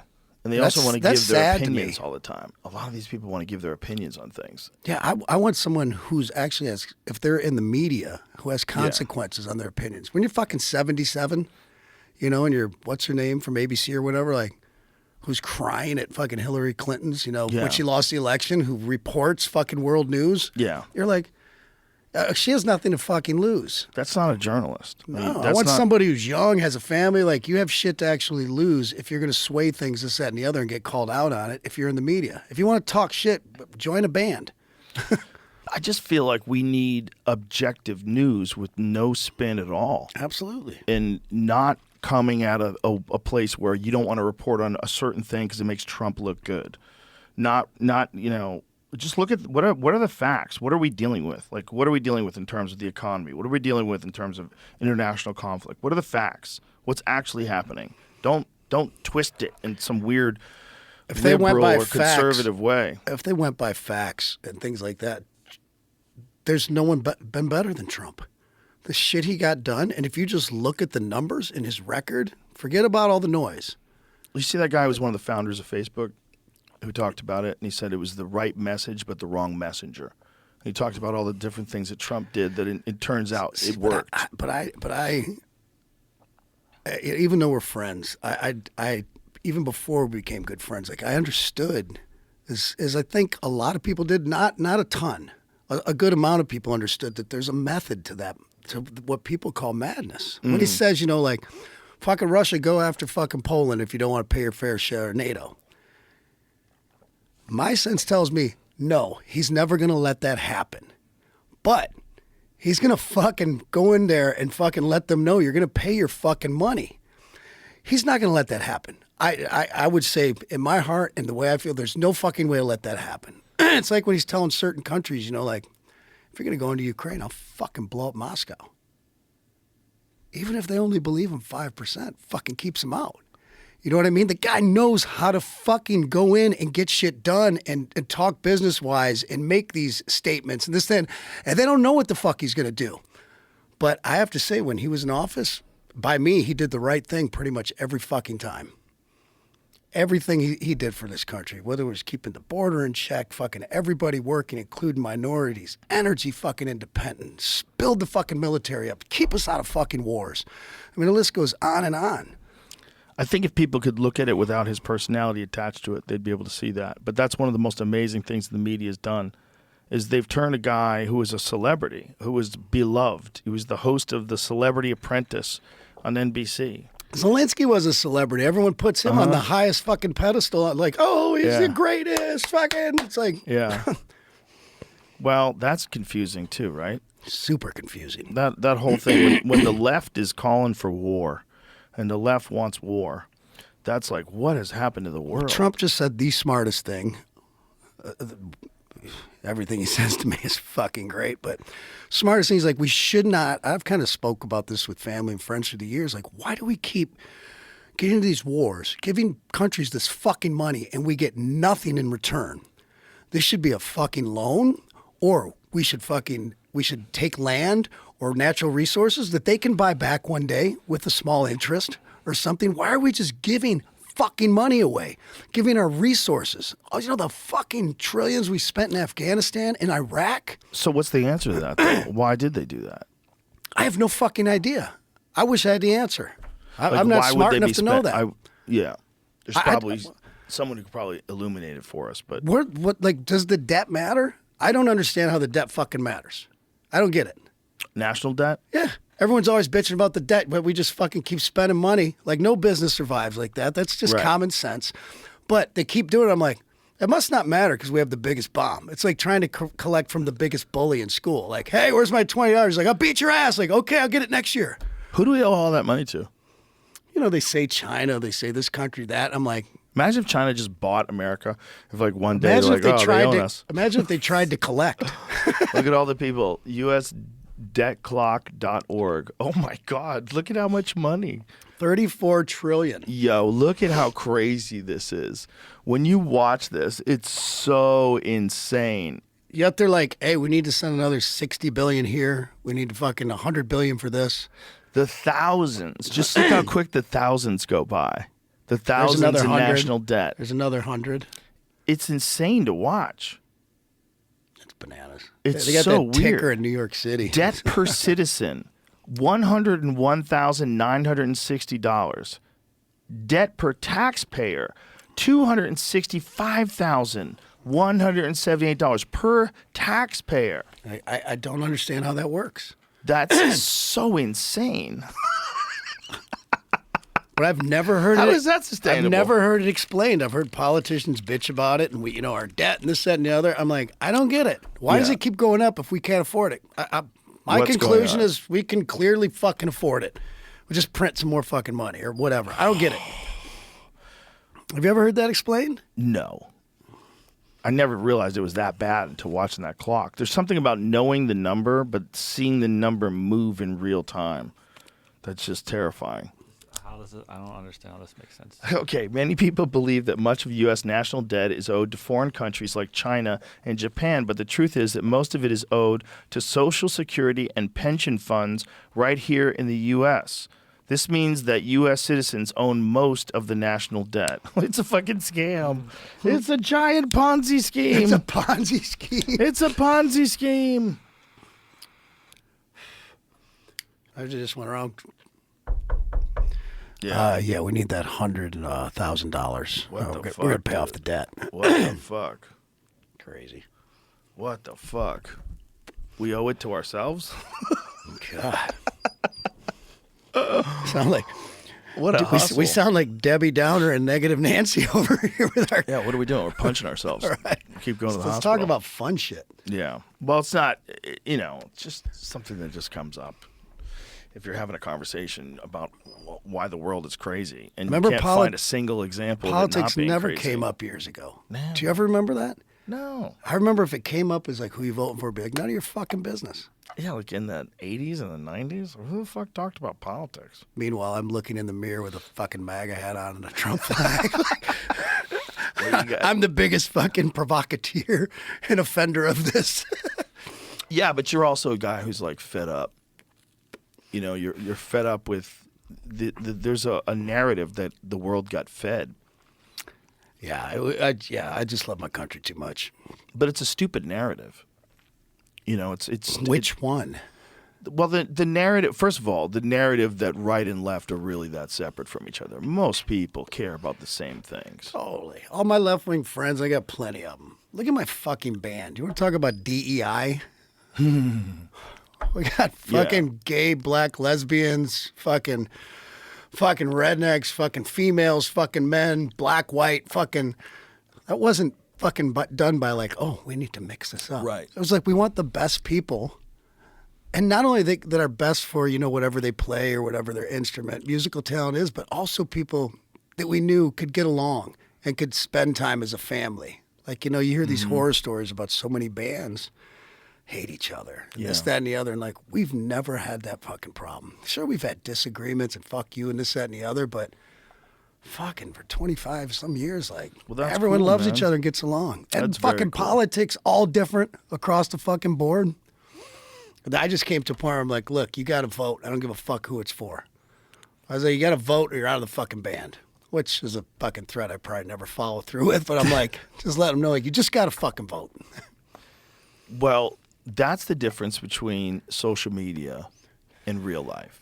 In real life, you can be friends with people with all sorts of different opinions because if they're good people, you can talk. You can talk even if you disagree. And you'll find more in common Yeah. than you don't have in common. Much more. It's so Everybody simple. wants basic things. They want friendship, love, family. They want to be successful in whatever they're trying to pursue in life, and they want to be safe. Everybody wants that. Those are the primary things we all agree on. It's the most important things that all of us want in our life. And then the other stuff, when it starts getting on the fringes, like, trans women competing as with biological females. Like now you're out there in crazy land, and that's getting the majority of the attention. But that's not the majority of our fucking problems. The majority of our problems, we all kind of agree on keeping things safe and we disagree on educating the kids. paths to get there. Yes. To those things, and that's great. That's what makes America great, is thinking differently. But instead of thinking so much about the things that we disagree on, which I think are insane, and how many people have been incited by bullshit stories in the media, and it's changed your narrative on all the people running for president, whether it's gaslighting you about Biden or gaslighting you about Trump. They're just bullshitting trying to get whatever narrative they want out there, and they don't really give a fuck if it's the truth. Well, and not only that, the truth can be spun so many different ways. Yeah. Facts and numbers can be spun so many different ways, where it's like you teeter that line where it's not really a lie, but it's not the whole truth. What's really wild is that the people behind Biden are willing, like if he wasn't fucking up as much as he is, if they could just kind of keep him out of the limelight for a while, they're willing to run him again. Could they keep them out of the limelight any more than they do, though? But they're basically, what they're saying is they're running the country without the president, right? Yeah. That's essentially what they're saying. Absolutely. And that's what that report says. That report says he's not there, okay? So if he's not there, then you know he's not really running things. And if he's not really running things, that means the people that are running things are now not the president. And they like to keep it that way. Insanity. And they'd like to keep it that way. Well, that seems fucking nuts.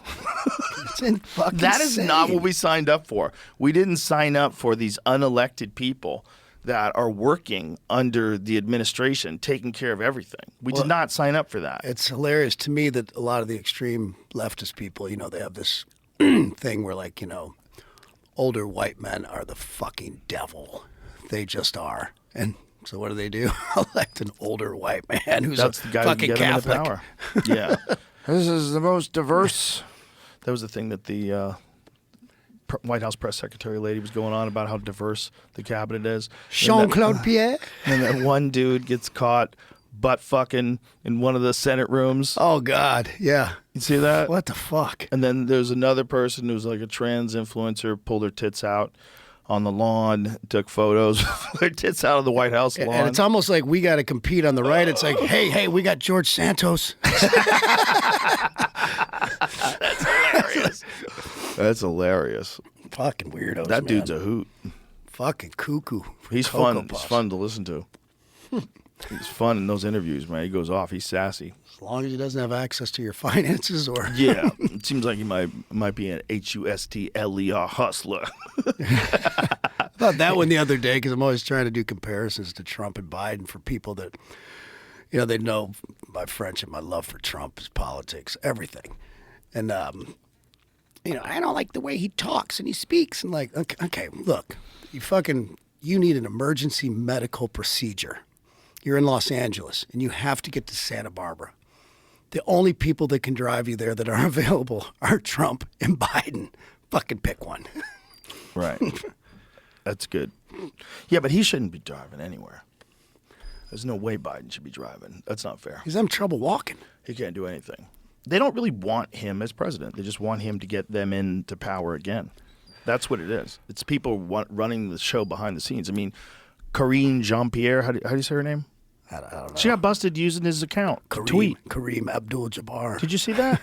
What happened? She got busted using his account to tweet. I didn't see that. She fucked up and forgot to change accounts. So she tweets as the president. You got to see this. People fuck up, make mistakes. I know, but it's just fun to see the wiring under the board. Yeah. It's fun to see how the sausage is made. This is not really the president The talking. wizard's This just a is Weekend at small, Bernie's. angry guy. It's literally Weekend at Bernie's. This should be impersonation. Look at this. Investing in America means investing in all caps of America. When I ran for president, I made a promise that I would leave no part of the country behind. And she put it out. She put it out under her account. Yeah. Bro, when they say things like that and they tweet, when presidents like Biden tweet, it's like trying to get wisdom from a fortune cookie.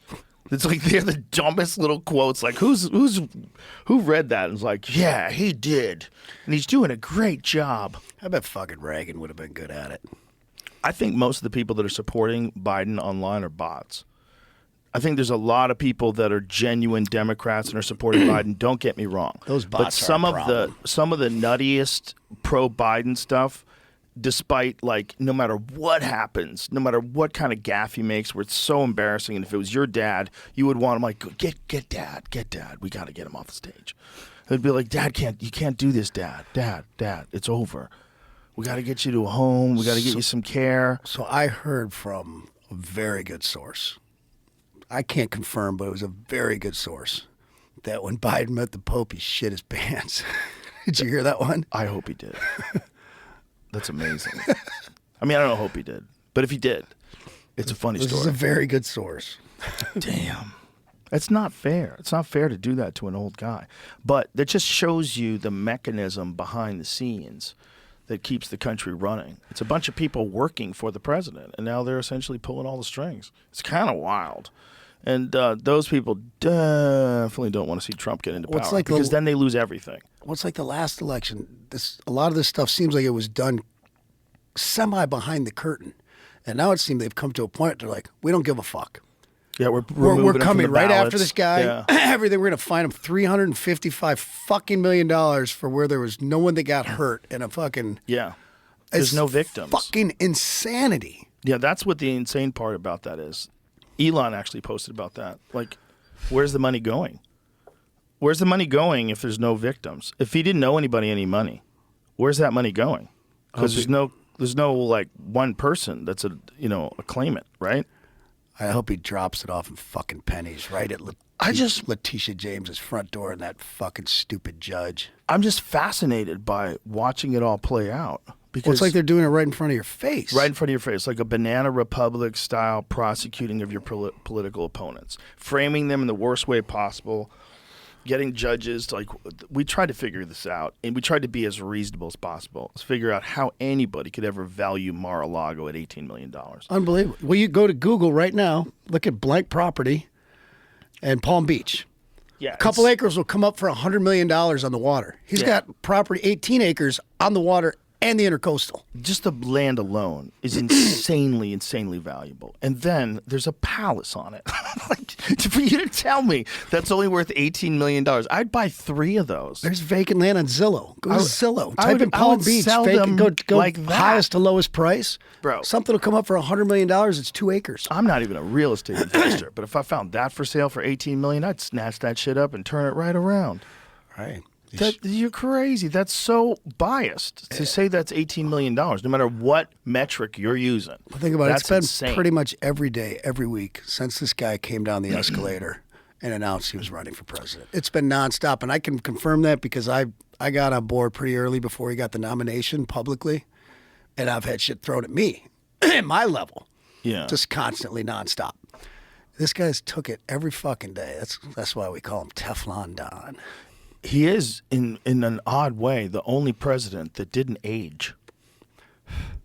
Incredible. They all rapidly age. Dude, I golf with that fucker all the time, man. It's fucking unbelievable. That guy doesn't miss a fairway. Hits it 250 yards right down the freaking middle. That's amazing. It's incredible. And that's his only form of exercise, too, right? He's so smart when he's talking numbers and different things, and his memory, like everything. You're just like, man, it's mind-boggling. Really? He's that smart. Really is. It's unbelievable. Has there ever been a turnaround like that before where, like, so many people love the guy for his bombastic personality, and then he becomes president, and then they all hate him?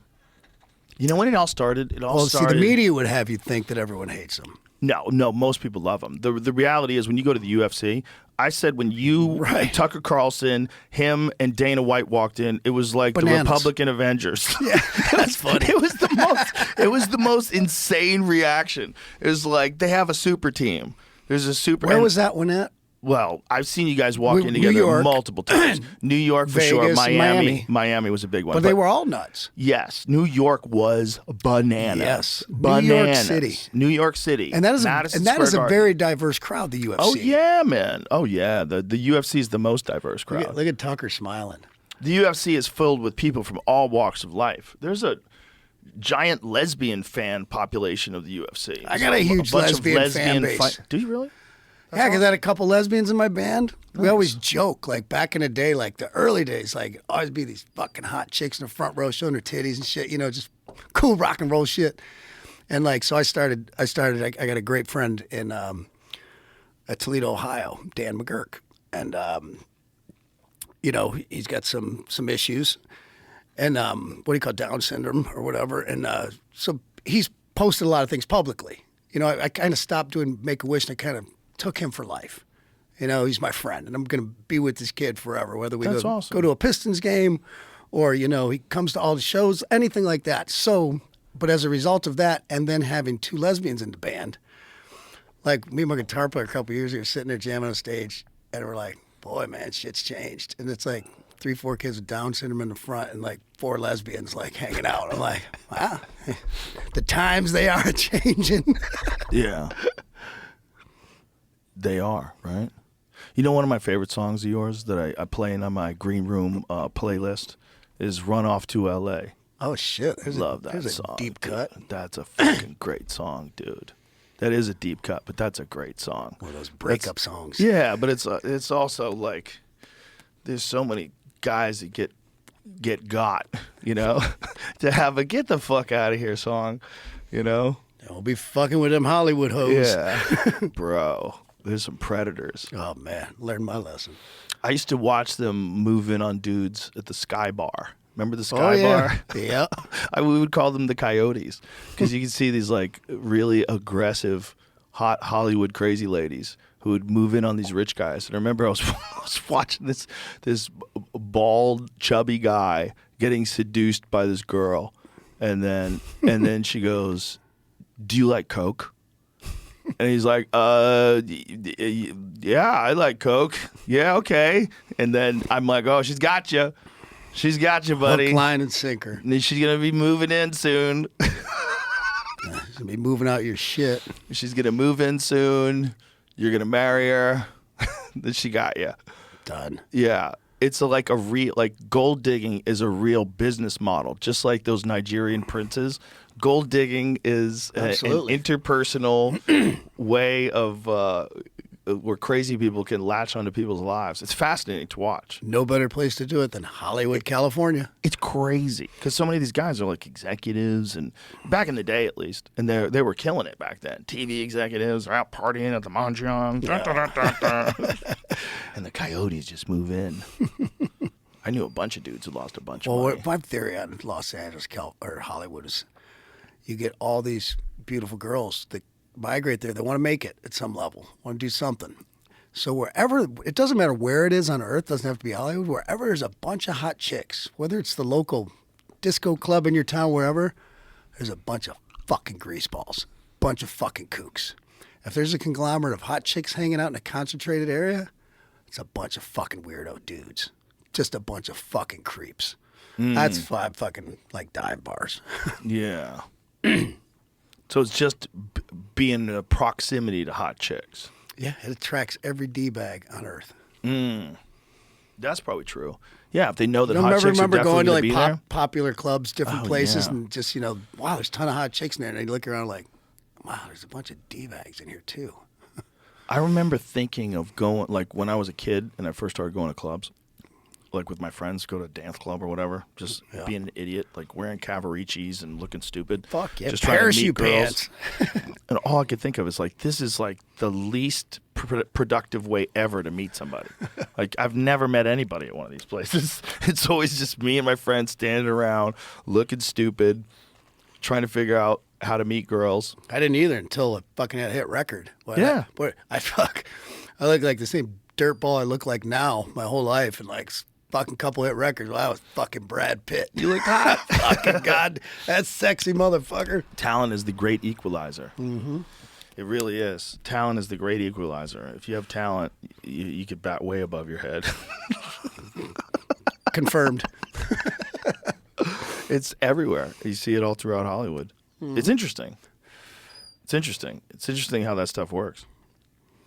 And it's never going to change. No, it's never going to change. It's just, you're always going to have, the whole thing about Hollywood, too, is that you have to be chosen. Like most of the people that are out there to be chosen for something. They're out to be chosen to get a record deal, or chosen to be on a sitcom, or chosen to be in a movie, or chosen to be on a show.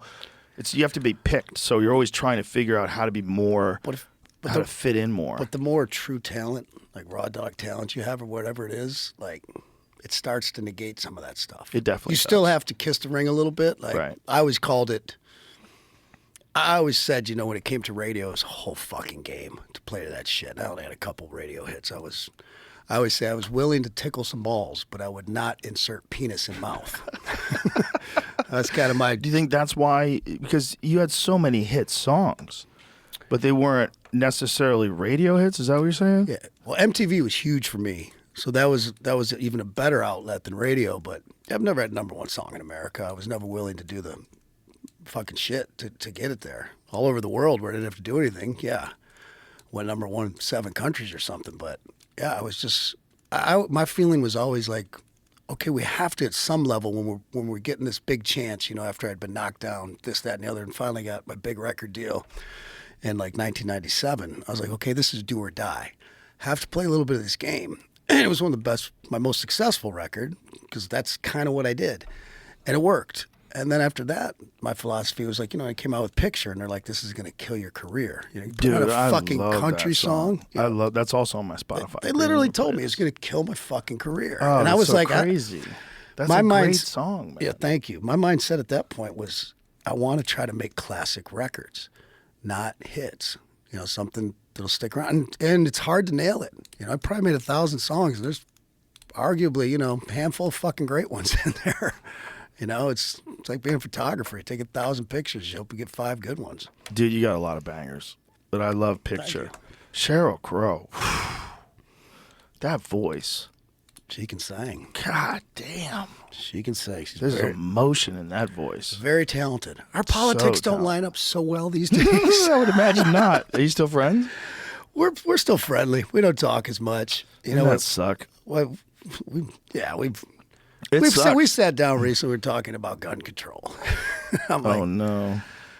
yeah, and I'm like, Cheryl, I hear she's like, no one in this town will, country artists will talk to me about it. This, and I'm like, yeah, if you want gun control, you should move back to L.A. or New York City. It's very prevalent there. That's just not kind of the Tennessee way of life. I was like, and the scary thing about it is like, I could say like, okay, common sense gun law. If we actually had one to keep guns out of mentally disturbed people, I could take a serious look at that.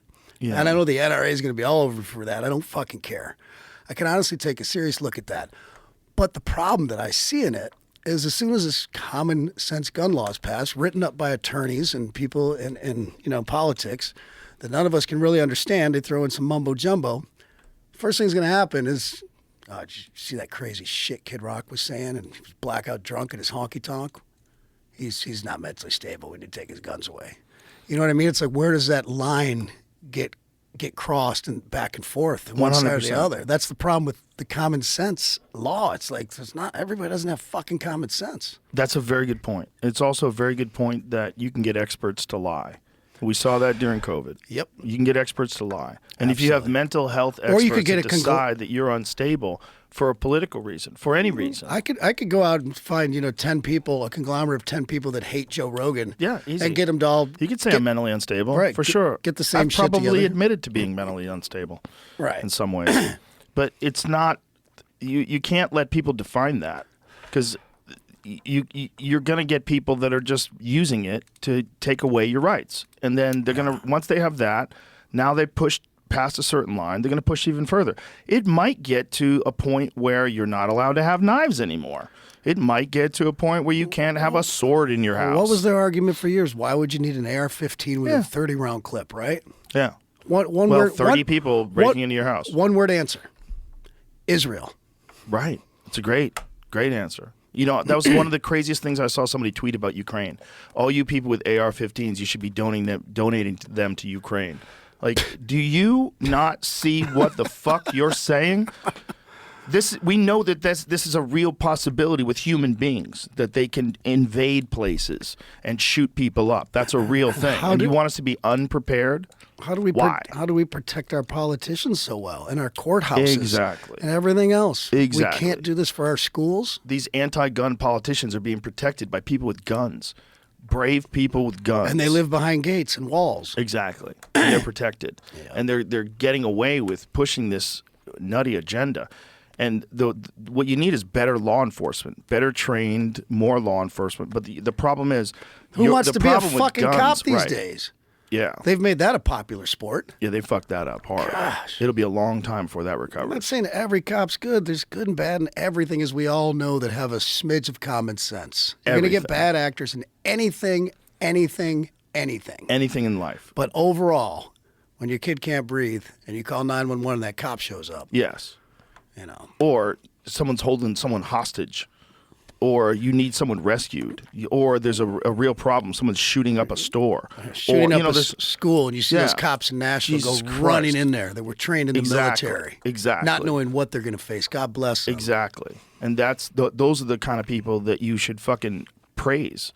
That's most cops, and it's not the private schools. My granddaughter goes to private school. They have security there. They're taking precautions. Says, what about the people that can't afford private school, which is the majority of this country? Yeah. You know, what are we doing for them? Politicians all talk about it Well, there's also certain ideological aspects of shooters that they don't talk about. Like, they didn't want to release that trans shooters manifesto because it's like this really crazy anti-white, it was a weird manifesto. The same way just in Kansas City, they didn't want to say who the shooters were. Right. And what's her name was on Bill Maher the other night, Ann Coulter. Mm-hmm. She's like, well, I can guarantee it wasn't two white guys. Because you would have known. They would have had them all over the news. And 100%. Unfortunately, that's fucking true. It's 100% true. And anybody that denies it, it doesn't matter if you're right or left, you know that's a fact. This is not. And it's fucked up. We need to catch these shooters. Yeah. We need to catch these bad actors. You need to give me the ultimate description of them. Yeah. You know? He had a shaved head, right. You know? Oh, that's it? 40s to 50s, wearing a gray sweatshirt. Yeah. You know what I mean? Looked like he was high. Yeah. Yeah, you can't just say two men. No. Yeah. Trying to keep a PC, politically Show the correct. fucking pictures. How quickly did they have the pictures? How quickly did they know? Probably within an hour. Yeah. Yeah, it's a weird time, man. It's like people are scared of reporting the truth because they're going to be called racist. It's so strange. And you're transphobic if you're talking about the fact that these shooters are trans. Like, how many of them in a row? How many of them in a row? I'm checking all the boxes for the left, the extreme left wing. Right? It's nuts. I'm a racist fucking Nazi. Just fucking laugh when you hear half this shit. I know, it's nuts, man. Anybody that opposes them in any way, shape, or form is far right. But you think about it, it's actually is Nazi shit. What is his name? Goebbels or Goebbels or whatever, you know. Tell a lie 1,000 times, it becomes the truth. It's also, you should be vehemently opposed to this no matter what your political ideology is. You should be vehemently opposed to gaslighting from anybody. Your side should win because they have the best argument. They shouldn't win because they're full of shit. That's dangerous. It's dangerous to everybody. And the fact that we're all just trying to sort this out in real time as a country, and so many people are skeptical of the news now, so you don't know where the fuck to turn for the truth. Well, they're skeptical of the news. A lot of people skeptical of, the CIA and FBI, like institutions that have been there to protect us and serve us for years, and our judges and prosecutors. And we're like, everyone's being exposed. At least say what you are. That's why, I don't care. The people know who I am and where I stand, because I know where other people stand around me. And it's the oldest cliche, you know who your friends are. Yeah. I know who my friends and my family are. The world that I have, I'm so blessed to have. And I don't need to try to play both sides of the fence to, be in Hollywood's good graces. Yeah. As David Spade said, he's like, dude, you're like Hollywood's fucking kryptonite. But good for you, man. Good for you for being yourself. The world needs more people just being themselves. You're a good dude, man. I don't nail it every time. I've said things out of line that in a different day and age I would probably have apologized for, but in this day and age, no fucking way. You're a good dude, man. You really are. Thank you. You really are. You've always been a good dude. You're always cool to be around, and you're cool to everybody. You're always friendly to everybody. Like when I went to your house, I brought some friends. You're just cool to everybody, man. And it's like, that's what really matters in life. It doesn't, this idea that you're supposed to be hated because you have a different political opinion than someone else is so dumb. It's so dumb. Can we just look at who the people are? Can we look at who the people are and let's debate which is the right idea in terms of like what to do with the economy or what to do with the environment or what to do with all these things? That should be what we're all concerned about. Absolutely. Everything be so fucking, these people are evil and these people are the future and this is the death of democracy if you go that way. And it's shut the fuck up. You people are freaking everybody out. Exactly. You people are freaking everybody out. And I don't think you're right. And you weren't right when he was in office. What happened? Where was the end of the world? The guy was in office for 4 years. Where was the wars? Oh, we didn't start any new wars. Exactly. The whole thing is nuts, man. And during the Biden administration, the disastrous pullout of Afghanistan, you realize like all the shit that he wouldn't have done. He wouldn't have done it that way. He would have asked those guys, he would ask the generals like how to do this. Absolutely. And do it the right way. Absolutely. You should they should get out of there, but they're probably going to have to maintain some force there. Otherwise the Taliban's going to take over like they did. Like it'll take them a month. Fucking duh. And then you left all the tanks because it's too expensive to get them out of there. He was. I saw Trump talking about that, like how insane that was. Right. That he left behind all the military equipment. It's billions of dollars. Why are we sending money to countries that hate us? How could you ever imagine a scenario where it makes sense to leave a hostile military group like the Taliban tanks? What? Insanity. And it's almost like we're going to have to go back. And you'd like them to be a little bit more well-armed this time. So then we could have a real war.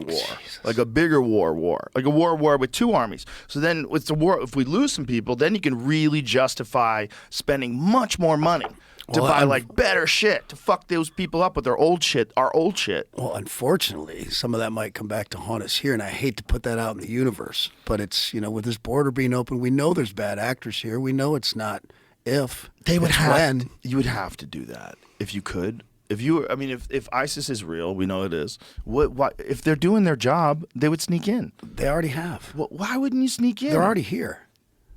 They're already here. Okay, Kid Rock, let's put on the tinfoil hats. Why are they allowing the border to be open like this? It's insanity. I don't know. To get votes for the Democratic Party? I have no idea. I can't answer that question. It seems insane to me. We want great migrants to come here. Yes, it's the foundation of our country. I know so many good ones that fucking work hard, that were working on my house to build it, to do different things here and there. Sure. Friends. You know what I mean? We need workers like this. We just want them to come through legally. I know I sound like a broken record. It should be a better vetting Trump, process that allows people to come in legally, but also you have to vet people. You can't just let terrorists through if you really care about security. So this is my question, and this is where I get when I get really conspiratorial. When the weed kicks in, when you get real conspiratorial, I start thinking about all these things that are happening. The decline of California, the fucking tents in the street, the fact that they know they can clean it up, but they choose not to. They cleaned it up when Xi Jinping came to San Francisco. You saw that, right? I saw that. So who would be... Why would anybody want it to continue in the same direction that's continuing? Because it seems to be deteriorating. It doesn't seem to be improving. Who, other than someone who would want America to fail? Well, the other question is okay, Trump handled it to the best of his ability with the tools he had in his toolbox. Biden now has that same toolbox, and he keeps saying, well, Congress won't give me the money. They won't pass. And why the fuck is that going on, too? Then they put three things in one bill. They put, They put Ukraine in the border wall. Border wall and Israel, aid to Israel. They put those three. Why the fuck are these not separate bills to vote on? Because they're all trying to throw their fucking bullshit in there. That's both sides do that. Yeah, they both do. They both should cut that crap out. It's like we're gonna vote on the fucking border wall. Have it be the fucking border wall, and that's it. Yeah. Don't fucking try to piggyback Ukraine and Israel into there. Those should be separate bills on their own. Well, not only that, how much are they required to know about the bills they're signing? Because some of those bills are enormous. Attorneys have fucked this country up beyond belief. Some of those bills, unless you spent a long time going through them and if you're also even refer educated enough Right. To decipher the lingo, the wording, the definitions. Yeah. You don't think a lawyer can spin something around? 100%. That's why I was saying, like, I was going to say, and consult with people that are experts in whatever the fuck they're talking about. They should be written 2-page bills, 2 to 5 to 10-page bills in layman's terms that anybody with a high school degree can fucking decipher. Yeah. Period. Why don't they make that a law so we can all read them and understand them? The fact that they sandwich all kinds of shit inside bills is Pork. just nuts. That should be illegal. Completely. You're sneaking stuff in there that allows for mass And that's what- surveillance. and Trump pulled their pants down on that. Yeah. Trump did that. And make no mistake, there's plenty of fucking the Republican establishment that hate him too. He's fighting them as well because he's like, you guys are full of shit over here too. He's telling so many people up there in D.C., you're full of fucking shit. He goes, I'm going to run this like a fucking business and I'm going to win. He likes to win. He loves to win so much that that I want him fighting for this country because he wants to fucking win. I want him on my team, period. I like it. I like your passion for this, Kid Rock. This Mitch McConnell guy is the most amazing one. He won't Once step down. again. He keeps freezing up. He froze up again. Yeah. This guy's locked up like 3 times. I don't get it. Or he just locks up. Like, if he was doing any other job, they would stop. They would stop him. They say, you're going to have to retire. You can't, you just lock up. If I lost my voice or some ability to do what Well, I if you just do, locked up, we couldn't talk to you. right. Forget about I'm losing saying, your voice. what if you did it? Would you? Yeah. Would you still come on here? And just do a podcast like this? I'm just Joe locked Rogan. up? I'm still trying to. Like, no. You'd be like, you know what? I had a good run. Yeah, you'd have to stop. Just stop doing that. Whenever they get him in front of the podium, the dude just locks up. I just feel like sometimes we're having like the dumbest conversation because it's like we're repeating a lot of things, and it's all to me boils down to common sense. You know what I wonder about Mitch McConnell too, though? He's probably guilty of some serious shit. I wonder if like he's doing the Vincent the Chin Gigante thing. What's that? Vincent the Chin was this mob leader that would pretend he was crazy. So he'd walk around with like a bathrobe and slippers, and he'd shuffle around the street like a crazy person. And his dons would meet him, or his The old rope-a-dope. exactly. So all of his bosses would, all the guys under him would meet him, and they would go walking. And so what the FBI did was they put these recording devices in all the hubcaps of all the cars on the street. They parked their own cars there, and so they recorded him as he was walking. And then they knew he wasn't actually crazy because he's really running the mob. But he did it by pretending. So like, Master of deceit. if they're coming after Vince, or what's his name? What the fuck's his name? McConnell. Yeah, McConnell. If he's pretending to be locking up, that'd be a good move. Like if you think the shit's coming down. You think he's that good of an actor? All you have to do is this. I could do that. I could fake lock up. You could do it straight face. I could. In front of a bunch of cameras. Standing. I'd lock up. If I knew I was going to go to jail, it was... If I locked up like that and sat there like that for a minute, I would make sure I had like a huge fart on deck. Right. Stand Just there let like it everyone's go. like, oh no. You're like, and then go, woo. you're never beating fart jokes.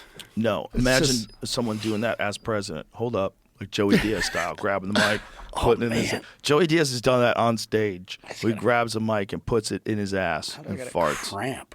You cramped up? Oh, no. Cramped up. On your leg? How much water have I drank? Yeah. Do you take electrolytes? I do. I drink the fucking hydrogen water. Really? Fix You do lights, I everything? do all that shit. Somebody told me Red once... lights, saunas, cold tubs, fucking intermittent Fuck yeah, fast, let's fucking go. cardio, Fuck yeah. fucking Kaiser gym equipment, Let's circuit go. trained. Let's go. Somebody told me once that if you get a cramp in your leg, you should actually pinch down on your tongue, and then it's a pressure point. Oh shit, it comes back. Yeah, I've try it. tried it. I think it might work. I'm not sure, though. It might just be in my head. You know? The worst is foot cramps. When your Yeah. foot locks up. They say to eat potassium too. Eat it. They say potassium, like grab a banana or something like that. I very rarely get cramps because I drink a lot of electrolytes now. I do too. I mean, I've drank 4 or 5 cups of water. A I bottle of didn't water used to sitting do it right at all. I never drank them for years and years and years. I just worked out and drank water. And then when I started drinking electrolytes, I was like, oh my God, this is such a game changer. Let me ask you a health question. How do you get, I've been meaning to hit Dane on this, how do you get protein, the best protein without the calories? Why are you scared of calories? Just because I don't want to bulk up. I just want to stay thin and Well, a high and my protein cores. diet is probably one of the best ways to stay thin because Well, I eat a lot of protein. is I just very don't eat it after I satiating. work out right away. I haven't been Well, you don't have because to. I don't eat till 1. Then I stop at 6 or 7 o'clock.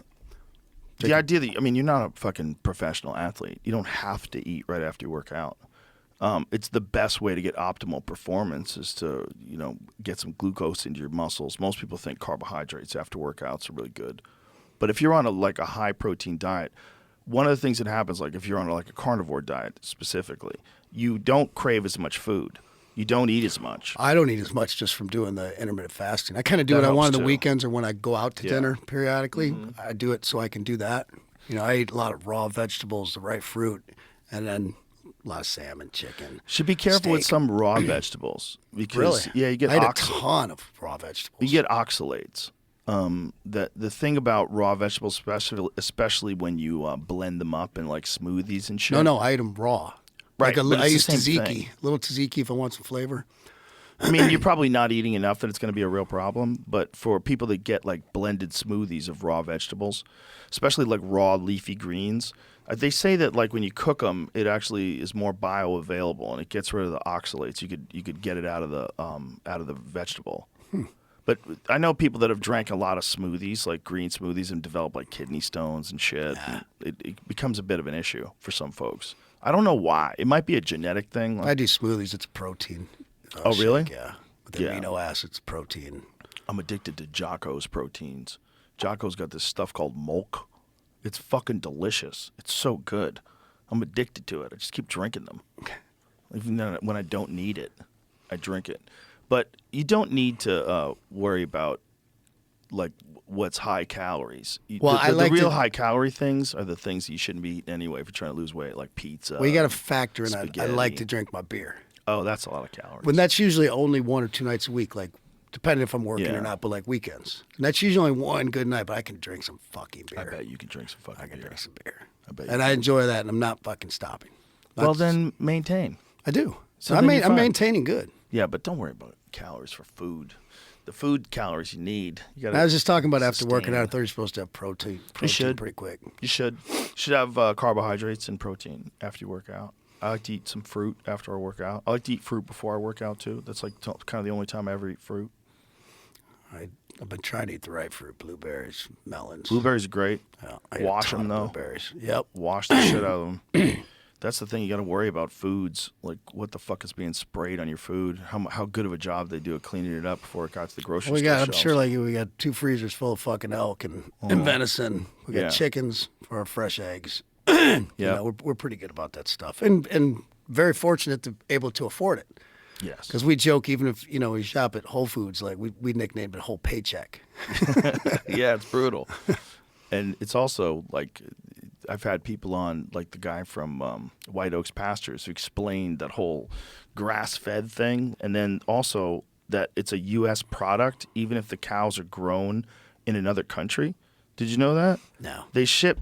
They can grow cattle in another country, kill it in another country, ship it to America, and then if they cut it up and put it on the shelf, then it's a product of the USA.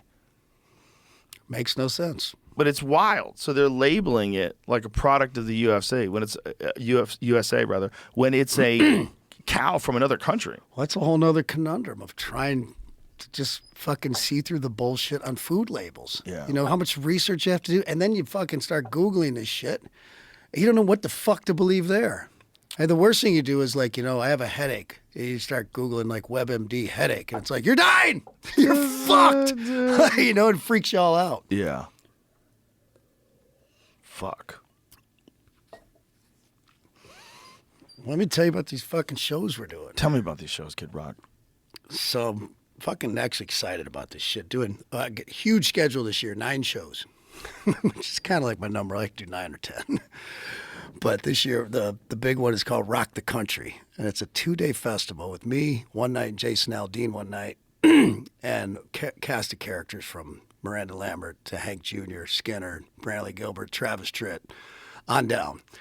And so we're doing these in very small towns like Ocala, Florida, and Mobile, Alabama, and Gonzales, Louisiana, just in these fucking fields. And this is So I own part of this festival. And it's this place for fucking people who love music, love freedom, and love fucking America, which I'm not sure that they have one of these anywhere. It's like a 2-day festival for the people. Rock the country. It's like everyone's welcome, but you're probably not going to see a whole lot of blue hair and nose rings there. Right. And so I'm super excited about that. You're essentially doing like dude, Ocala, Florida, there's 26,000 tickets sold already. Ocala, fucking Florida. That's incredible. And we're going to these towns, and we got RV stuff, and you can camp out of your car and stuff like that, and VIP experiences and all that shit. But it really, when they approached me about this and having a piece of it in perpetuity, it's made me do shit like this, go out and it excites me to go out and do things now rather than just go tour and make money. Okay, I've been blessed to be able to do that. That doesn't excite me, It always excites me to play, but to do something like this a little outside of the box and create this space, because make no mistake, all the shenanigans and experiences we're going to have here, the people are going to fucking make it.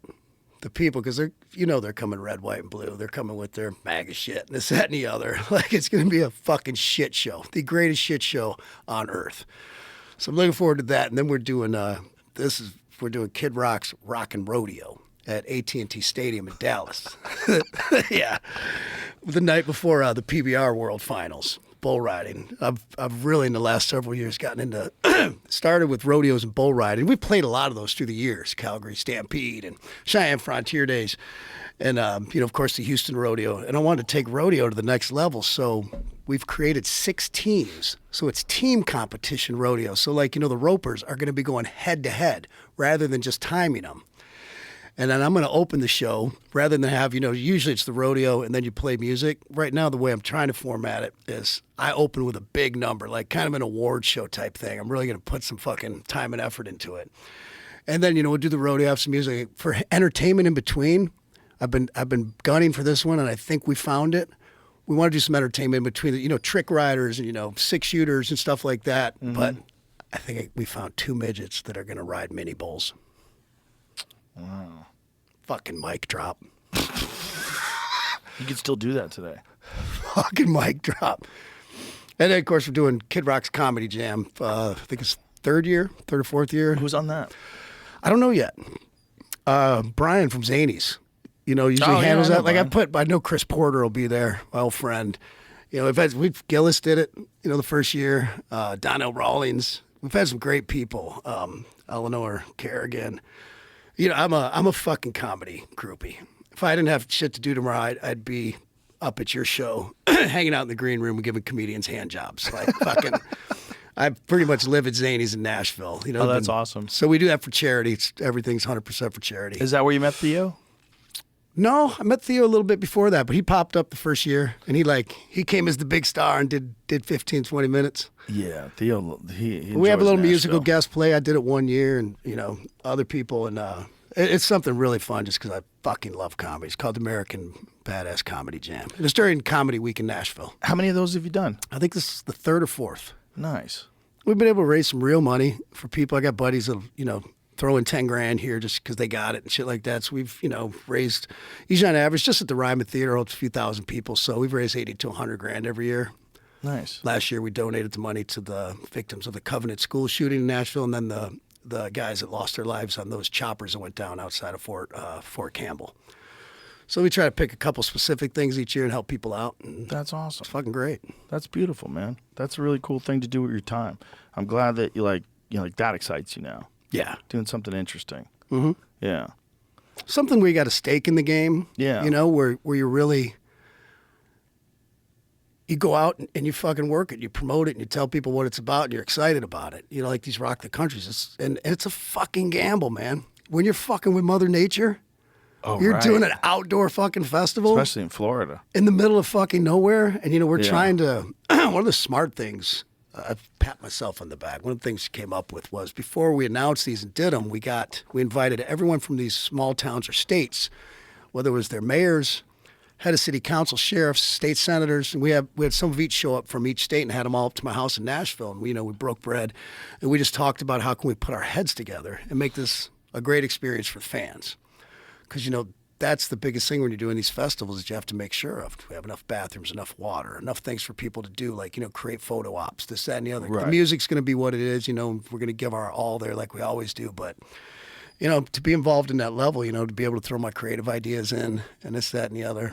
One year we tried to do the General Lee Hood slide. Worst fucking idea I ever had. Fucking this is when we used to do this thing called the fish fry. John Schneider got him to host it. I got a new, I have a very nice General Lee with 440 in it. I got a new hood for it, like an old hood that we painted, because I know the hood's going to get fucked up, right? Right. So I've got this all planned out because I'm so fucking smart. Well, the first fucking lady goes to it was like some money and, judges. The first fucking lady, she's got a big old girl. She got a beer in her hand. She fucking trips, bam, head her right in the front quarter panel. Oh, my God. They fucked that car up. I think I had $4,000 worth of damage to it. Oh, my God. How was that lady? She okay? She fucking bounced off. She still had her beer in her hand. Oh, my God. But that's fun trying different shit like that, great fun shit. Like, so I get to have my input on these festivals and really give my 2 cents and try to do cool shit and things, just up it, make it this fucking patriotic, fucking freedom loving music festival, which I just saw a need for it. Well, there's a lot of people that didn't feel like anybody was talking to them. Half the country. Yeah. Why do you think Yellowstone's so big? Duck Dynasty. Exactly. All that shit. Yeah. There's a lot of people that just don't feel like they're being represented in the media because they're not. Or it's like fucking de-experience system. Like I get into a fucking program, a series on something. And like I said, I don't give a fuck if you're gay. Just be gay. If you're Jewish, just be Jewish. Hey, if you're black, just be fucking black. We don't gotta like clap louder for you. All right? Just fucking, but it's like become this fucking Hollywood bullshit where I'm into some fucking program. All right, second episode. Here comes 2 guys kissing, or the trans person enters in just for no fucking reason, not for the narrative, not if it fits the story. I fucking get it. They just gotta factor it in. I'm like, fuck off. I'm like, fuck off. Like fucking, it's just. Do you notice this on Saturday Night Live? This is a perfect example. And I TiVo every week, and I just love Saturday Night Live, but I'm like, all right, fuck, now it's become unfunny. There's bands in there I've never fucking heard of that suck. And it has its moments where it's great and this, that, and the other, and you probably know the ones I'm talking about, but nonetheless, I watch it. And I've noticed this. It's like, so when they're doing the opening monologue, one of the cast members will be in the crowd or whatever, and everyone will give them some applause. Watch this. Every fucking time when the Asian gay dude comes on, people are like, yeah! I'm like, what the fuck is that? Why? Like, why? Why are we screaming louder? He's not the best person on the show, clearly. Mikey Day's fucking great. There's other people on there that are fucking equally great. I'm like, why? Why are people doing this? Like, just clapping louder. That's like, we're all just fucking humans, man. Be who you want. They want to show they're inclusive. Signaling. That's what I mean. It just shows me this fucking millennial generation that like a good chunk of them are just complete fucking pussies. It's very performative. Virtue signaling is like something that everybody does now. It's something that you feel obliged to do. It's like, you're so brave. Yeah. You're so brave. You're so brave. God bless you, soldier. This guy likes dick. It's not that big of a deal. It's not that big. It shouldn't be that big of a deal. No. No one cares. No. We should clap on who's the funniest and the best one on the show. Yeah. Now you got me going on rants. I haven't even had a drink. I like a good rant. You want a drink? No. Okay. I'll take a beer. Let's get some beers in here. Let's get some Bud Lights in here. Speaking of that, Shane's hosting SNL this weekend. Yeah. I know. I had that confused. I thought it was not the last weekend, the weekend before, and I'm like, nothing TiVo, and I want to see Shane. Are they showing him workshopping his It's a monologue? promo they put out for it just a bit ago. Yeah, I don't know. I mean, we can watch it, but I was just God, I'd like to take a look at his wardrobe case, man. Sweatpants, lots of sweatpants. I fucking love Shane, man. He's the best. He's He's out here funnier now. than shit. People out there haven't watched his. It's on Netflix. Yeah. It's Beautiful dogs. It's Dude, amazing. your best joke, I meant to compliment you on it. Not only that, but all your success. I've known you. I don't think people know that we've been in the same circle for 20 years plus easy. Like when you were hosting the shows that I would perform at and shit like that. We've always been friendly. And just to see you fucking work your ass off all those years through all the TV stuff and have this going and make fucking hundreds of millions of dollars. fucking God bless Thanks, you. brother. Appreciate it, man. But Thank the you very best much. shows when your own shows, when you're like, can you imagine if all of our founding fathers came back to Earth and like looked around in the present day, and they're like, well, you guys haven't written any new shit. Fucking great. Thank you. They wrote some new shit, some bills. Right. It's kind of funny. Yeah, but the way that our government is structured, they were fucking genius, huh? To figure out that there's got to be some checks and balances in place to keep tyranny at bay. They just didn't know that it was going to be subverted the way it's been. How could they possibly know that it people were would get smarter that far? back then because they had to be. They were forced to be. They knew the nature of man too. The nature of man is almost always to here we go. Yeah. Let's go. Were we really drinking Bud Lights? Let's go. Watch how much shit I get for this. Who cares? I don't give a fuck. Why do you get Bud Lights here, by the way? Shane. Oh, Shane Gillis? He's on the podcast Oh, all the did time. I tell you these fucking smartasses? You know, my buddies now at Anheuser-Busch. For my Cheers, sir. Cheers, brother. For my birthday, they sent me a fucking 100 cases of Bud Light. That's beautiful. It's fucking hilarious. Truck rolled up to the fucking house. I'm like, who the what's? Because my friends have been bringing it over, shoving it in my golf bags. Like since I did the machine gun fucking, we'll call it machine gun gate. They've been fucking with me at everything I go to. Like someone's fucking Bud like this, Bud like that. And finally, I came to a point where I'm like, where I did my research, and like I told you, like I don't give a fuck. Like a lot of people work. You know what the worst part about it was? Is people were like people losing their jobs. And I was like, no, people's fucking livelihoods. I knew people who drove truck for big Bud Light trucks, this, that, and the other, and their fucking livelihoods were crushed. Because now people are fucking with them. One of the heads of fucking AB said he went to my bar, Kid Rock's, big ass honky tonk in Nashville. He's like, dude, I walked through there with a Bud Light shirt. He's like, 3 people told me to go fuck myself. I was like, Yeah, I was reading about this one bar owner who had to stop carrying Bud Light because when people would buy it, other people would get aggressive with them. yeah, and That's dumb as fuck. it is. That's It's like you can- dumb as fuck. And by the way, I'm not into fucking boycotts and cancel culture. Like sending someone a message, okay, or when they're targeting our children, shit like that. Like, there's a fine line there, but ultimately, I'm not fucking into cancel culture and fucking that shit. I mean, I fucking railed against it since day fucking one. And I'm like, we send them a message, we don't even fucking cancel them, all right? If they go down this path again and they start this, like, I think they figured out if you're in business and you have a clear market, you might want to focus on that market. Yeah, and don't disparage them openly, publicly, like they did. Yeah, I don't think if there's what would be like, what's a target audience for gay people, a product? Like Lube. Lube. I think that's universal. But it's something like that. That's this is for gay people. Primarily. I don't think there's then a you thing. probably don't want to advertise on the outdoor channel. Right, Just musicals. saying. It's nothing to say it's bad or wrong or fucking right. Right. It's just fucking common sense. That's an actually good comparison. It'd be like advertising musicals on the outdoor Hey, Bud channel. Light, send me a fucking check. They sent you how much beer? 2 pallets, 100 cases. How much is that worth? I have no fucking Probably a lot of idea. money. Well, it depends.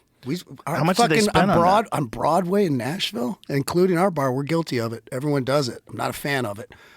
Beers are fucking like $7 to $10. Wow. Nobody bats an eye.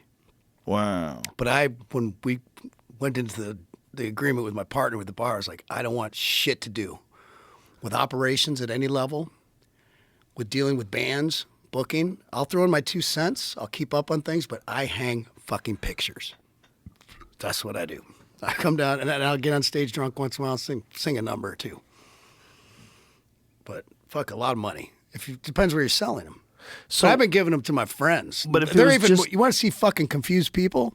We get done playing pickleball or something for the weekend. I'm like, hey, you guys take a couple cases of Bud Light if you want. And they're like, and they take them in this room and they're fucking stacked and they're like, what the fuck, dude? And I'm like, it's a long fucking story, man. But if you got to think the retail on those, let's just say retail. The retail A on case those, of beer is a what, case of beer. $15? Okay, and how many 15 cases? grand? How many cases was 100. it? 100 times 30 grand ish, 15 to 20, 30 grand, depends. Yeah. They spent a lot of money. Fuck.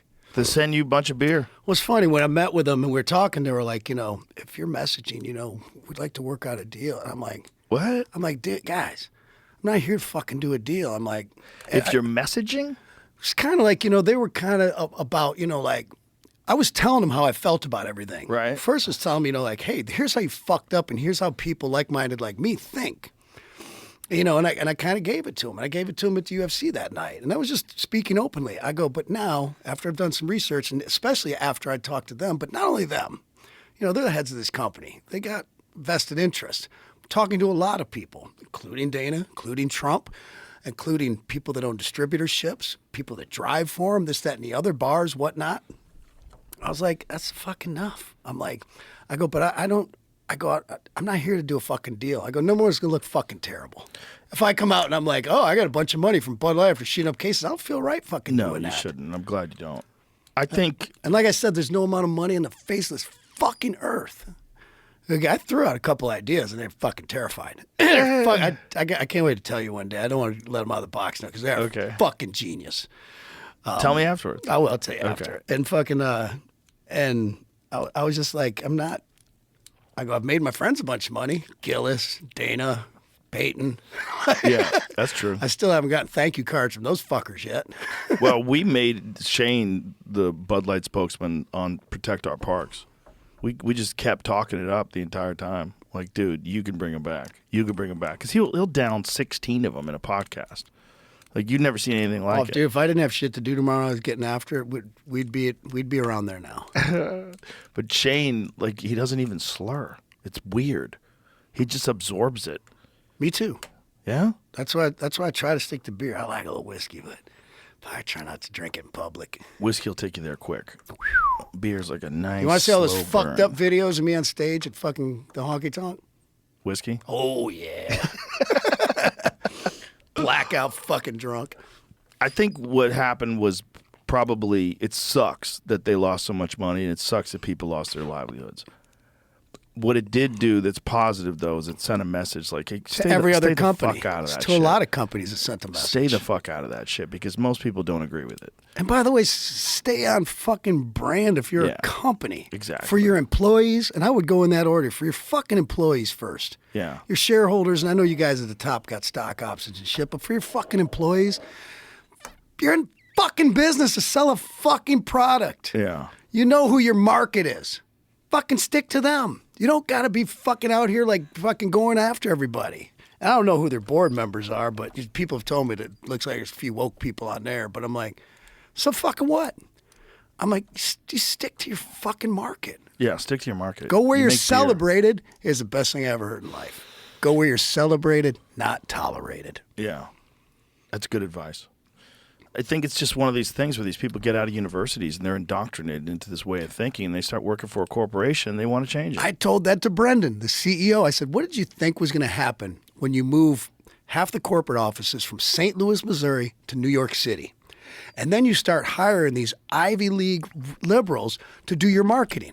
What do you think's going to happen? That's like, lining up a powder keg and lighting a wick and being like, I wonder if it explodes. Exactly. Yeah. I still think they should go back to fucking St. Louis, too. They probably should.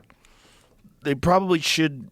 Well, they're probably reevaluating everything. Obviously, they are reevaluating everything after that. How do you not? It's like they lost $27 billion.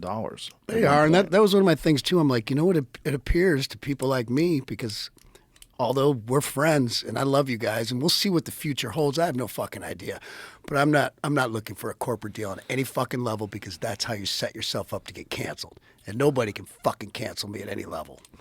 And I like that very much. But I was like, you need to fucking go back to fucking, you look like you're just, it's like this. You cheat on your girl or vice versa or something like that.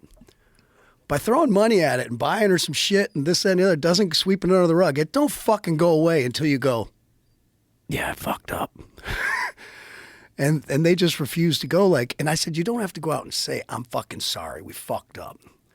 I go, I'll say it. Here's some fucking ideas for that. I go, here's one idea. I was like, so the commercial cuts and it's like me out fucking working my ass off. I'm just sweating, fucking no shirt on, this, that, and the other one. And someone's like, hey man, cool off. And they hand me a Bud Light. And people are like, what the fuck? And I drink the Bud Light, and then they pan out, and I'm shoveling fucking piles of money into the back of my truck. Like, Kid Rock sold out. He's doing some shit. That's funny. There's But at ways least to it do would poke fun of themselves. They Yeah. would kind of get it, and people would go like, all right. That's the way they should go. They should go with a poke fun at themselves. I had some ideas too. I'll tell you later. I had one that I pitched to Shane. I think there's a way to do it, but it's also for other companies, just realize like a lot of people think all this stuff is nonsense, and a lot of people think that a lot of these influencers that you're latching yourself to because you think they're popular because a lot of people they think that they're attention whores and they're mentally ill, and so they pay attention to them. Doesn't mean they respect them as human beings, and you want to have them as your spokespeople, and you want to disparage all the other people that have been your loyal supporters forever. You're making a decision. It's a bad tactical decision. It doesn't make any sense logically. You're not speaking to your giant portion of your market. You're actually in opposition to them. Yeah. It's fucking dumb. Yes, but I want them to give me a reason to drink it again. I want them to double down on stupid humor. So funny. I want to just like a specialized can. You know what I mean? Like fucking. They made these kick-ass Budweiser cans back in all red, white, and fucking blue. Shit like that. Just do something fun. That would work. You know what they should do? Imagine if they turned Budweiser into a red, white, and blue can. God, I want to tell you this one idea is so fucking Tell me bad. later. Tell me later. It's so fucking funny. Hang on. They shit themselves when I told them. They literally cracked up laughing. They were on the floor laughing. And then they were like, we didn't sleep for 2 fucking weeks. Because wondering whether they should go for it. Oh, there's no way they're going for it. No? Fuck no. That's hilarious. It's not my favorite things. I've had a lot of great fucking corporate deals. Like fucking, it's incredible with Chevy and Harley Davidson and Jim Beam, so many other ones. And they've all been pretty good for the most part. But, like dealing with Chevy, like the people I dealt with were great, but trying to get stuff done in those situations, like even when I was talking to them at the design center about the shape of the Suburban in the back, I'm like, you get fucking groceries, like they slide out. It's just a bad design. Or a lot of people use these cars as chauffeur cars or an Escalade. Why can't the seats move back? So if you don't have any luggage, you get more legroom for those being transported around. When we're in the design center, and they're like, to change the mirrors on that car will take 3 years, which is why I fucking love Elon Musk. A motherfucker, not only for everything he stands for and the shit he says, and I know he's probably not a Trump fan, and I fucking love Trump. In case we're not clear here today, Joe, I fucking love Trump. But I already got that part. Elon's fucking awesome, man. I wonder who Elon is supporting. What did he fucking tweet last week? It was something so... Oh, he tweeted... Do you see the Disney tweet? No. Pull that up. Elon Musk... Oh, this is fucking great. He took the Disney logo, flipped Mickey Mouse upside down so it looks like 2 balls and a dick, and he wrote D's nuts in the Disney lettering. No. Fucking winner. Really? That's wild. What do you think of that Cybertruck? I love it. See, I kind of like it too, and I'm not an electric dude. I was going to tweet this out to Elon. Like, I don't know him. We have mutual friends, but I was going to say, like, hey, I'll make you a deal. Send me a fucking Cybertruck. I'll fucking drive it for a few weeks, and I'll give my honest fucking opinion on it. Like, no fucking money, no nothing. If I like it, you just let me buy it. I don't even want it for fucking free. I go, but you're going to take the chance. It's a 50-50. You're that fucking confident in it. Like, people know me that I don't fucking bullshit. Right. And I don't need a free fucking truck. Right. You should probably give it to me if I do that, but I don't fucking need it. So I'm happy to be like, you send me a fucking truck. So I basically jump the line. Right. You know, that should be. Yeah. And You'll do a review. I'll drive the a fucking Kid Rock review. Fuck yeah. I like it. You'll love it. Have I you guess driven we're an calling electric them. car I guess before? we're calling them out now, right? Yeah, we are. Yeah. Have you driven these nuts? Dude. That is hilarious. I mean, right there. I want to hang out with that dude. He's right a maniac. There. He's a fucking maniac. Fucking great. Have you driven an electric car before? I drove a Rivian for the first time. Oh, those But are I great. only drove it like down the street. A buddy of mine showed up with one, and a friend of a friend drove it down the street. It was the SUV, and then like drove it on my driving shit. And it was fucking wild. It was good. And I've been interested in those too because those are that's a Detroit company. Yeah, the Rivians are supposed to be great. The Plaid, I have the Plaid, the S Plaid. What's that? It's the 4-door car that goes 0 to 60 in 1.9 seconds. Do they make it in the men's color? Yes, white. Or black.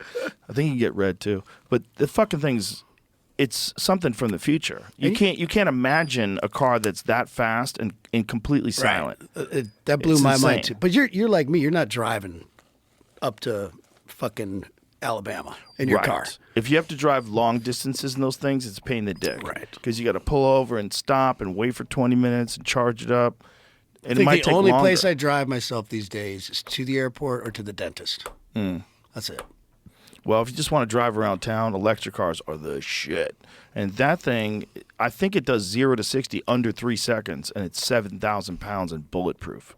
And it's stainless steel. I'm like, Stainless steel. I could wrap that motherfucker in gold Wrap that motherfucker in gold. or camo.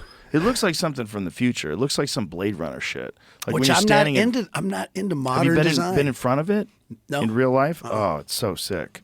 I It's saw those something things about it getting fucked up in snow and shit. Have you seen that shit? bad tires. That's all that is. You ever driven an AMG G-Wagon in snow? They're fucking terrible because they have street tires. They have wide street tires on that make it handle one well. foreign car, What do you got? a Rolls Royce. Well, we both had Only Hennessy because- Velociraptors. Right, that's right. That's my daily driver still. Yeah, I drive his TRX. I know I've been back and forth. Hennessy's the man. He's But a maniac. I want to preface because people think I'm a fucking like I'm really into Rolls Royces. I bought this car because I've had this Waffle House license plate holder forever, and I got this car guy. He's like, I got a 100th anniversary Rolls with gold flag, and I'm like, we're gonna get that fucker and put that Waffle House plate on it, and then I got Let's Go Brandon badges on the side of it. Oh, that's hilarious. And we have more fun in that fucking thing going to Waffle House or like whatever shit we're doing. That's hilarious. That's the only Rolls Royce in the country with a Waffle House license plate on it. Let's go, Brandon. There it edition. is. How'd Oh you my find God. that? Fuck. Is all this shit on the internet? You didn't know it was That was on the internet? news? I'm sure it was. Of course it's on the news. Fuck, I can stop nerding out. I'm glad you don't pay attention to all the shit that people write about you. You'd go crazy, right? Oh, yeah. You know what? Only time I read comments is when it's like a news article, and I'll see like some fucked up article, and I'll think like Family Feud. I'll think like this is what everyone's saying down below, and then I'll scroll through them, and I'm usually pretty fucking close. Like I could read something up there, probably start scrolling. I can tell you what they're saying. Some fucked up article, like the majority. Like I fucking pat myself on the back and being pretty in tune with common folk, even though I couldn't tell you what a gallon of milk costs. But just my friends, places I have houses where I spend my time, what I do, like I'm kind of, people think I'm some fucking nutball right-wing fucking weirdo. I'm pretty fucking level-headed overall. And Yeah. I know you know this more Yeah. than most people, but, you know. When people get real suspicious, when things get real weird, is when you got people that put up things and you can't comment. That's weird. Well, I did one. Like Bill Gates puts up a lot of stuff on Instagram and you can't comment. Well, my father passed away last week. God bless him. And so I put up a nice post. And then Trump actually posted about him, which was fucking mind-blowing and unbelievable. What a great friend right there, if I could speak to him about a human being. And I could tell you what a great father, grandfather he is all day long. But it was actually my fiance's suggestion. I say fiance, too. We've been together 17 years. So it was her suggestion, like, hey, if you're going to do this nice post for your dad, turn off the comments. Make it about him, not about you. And, everyone's saying, I feel bad for you and this, that, and the other. And I thought that was the right thing to do. That's the only time I've turned the comments off. Yeah, that's not a I bad thing thought to that do. made sense. Yeah. I thought she hit that one, Yeah, that's not a bad piece of advice. Especially in that particular post. Right. That makes a lot of sense. But that's one of the things that people are having to navigate through now. If someone posts something, people get to comment on it. Just everybody gets to comment on it. It's interesting. See, I get all that from my fiance Audrey. Like, my life's turned into a fucking meme. Is yours? Like me and my friends, we don't fucking talk. They just send me fucked up memes and I send them back like fucked up shit on the internet. Yeah. And it's half the time it's some comment that some Weisenheimer made that's fucking hysterical. It just fucking makes your day. But I'm not going to spend my time sifting through them. No. Well, there's so many out there and so many people find them. So many people aggregate them. There's like thousands of meme pages. I follow a shit ton of them. They say funny shit. I follow them. It is. One of the things that's really interesting politically today is that the left are terrible at memeing. They're fucking terrible at it. Who would have ever thought that the funniest shit would be essentially right wing? Like it's not that they're really right wing conservatives people. have changed immensely. They're From the when I was rebels now. From when I was right, I'm the fucking rebel.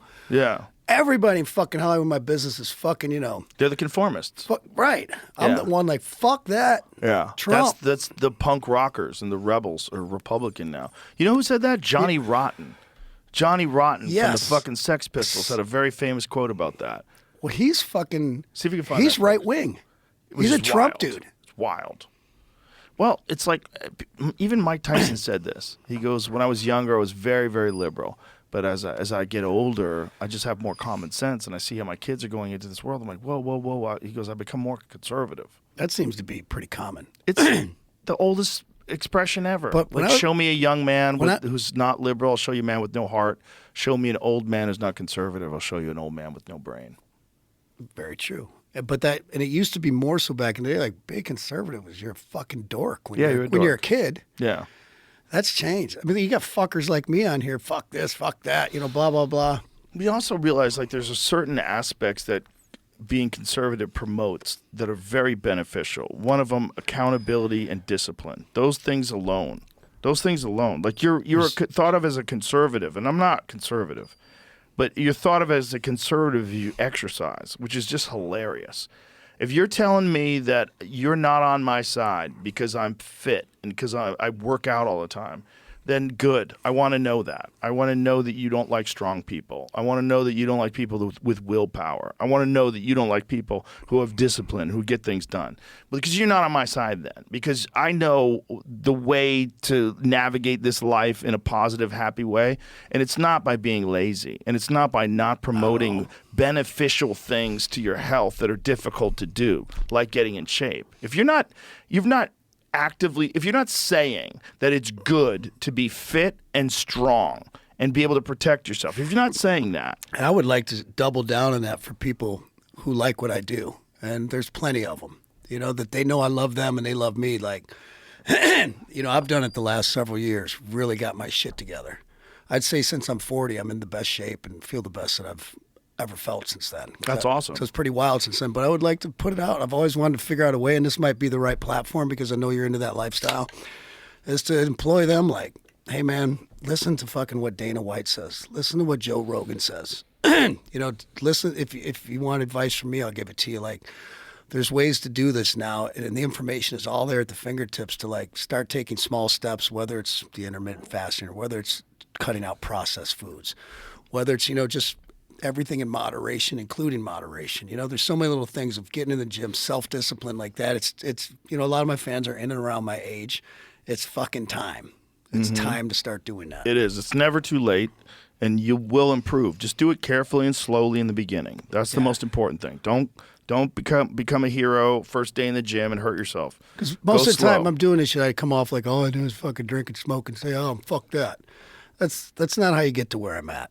No. There's a whole lot more discipline involved, work-wise, health-wise, family-wise, friends, fan-wise. 100%. Everything. 100%. I'm glad you said that.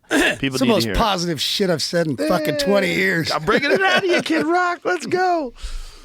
It's important to talk about because it's important for people to hear that, it doesn't mean you're not a good person. Doesn't mean you're not a kind person. It's like, I like being strong.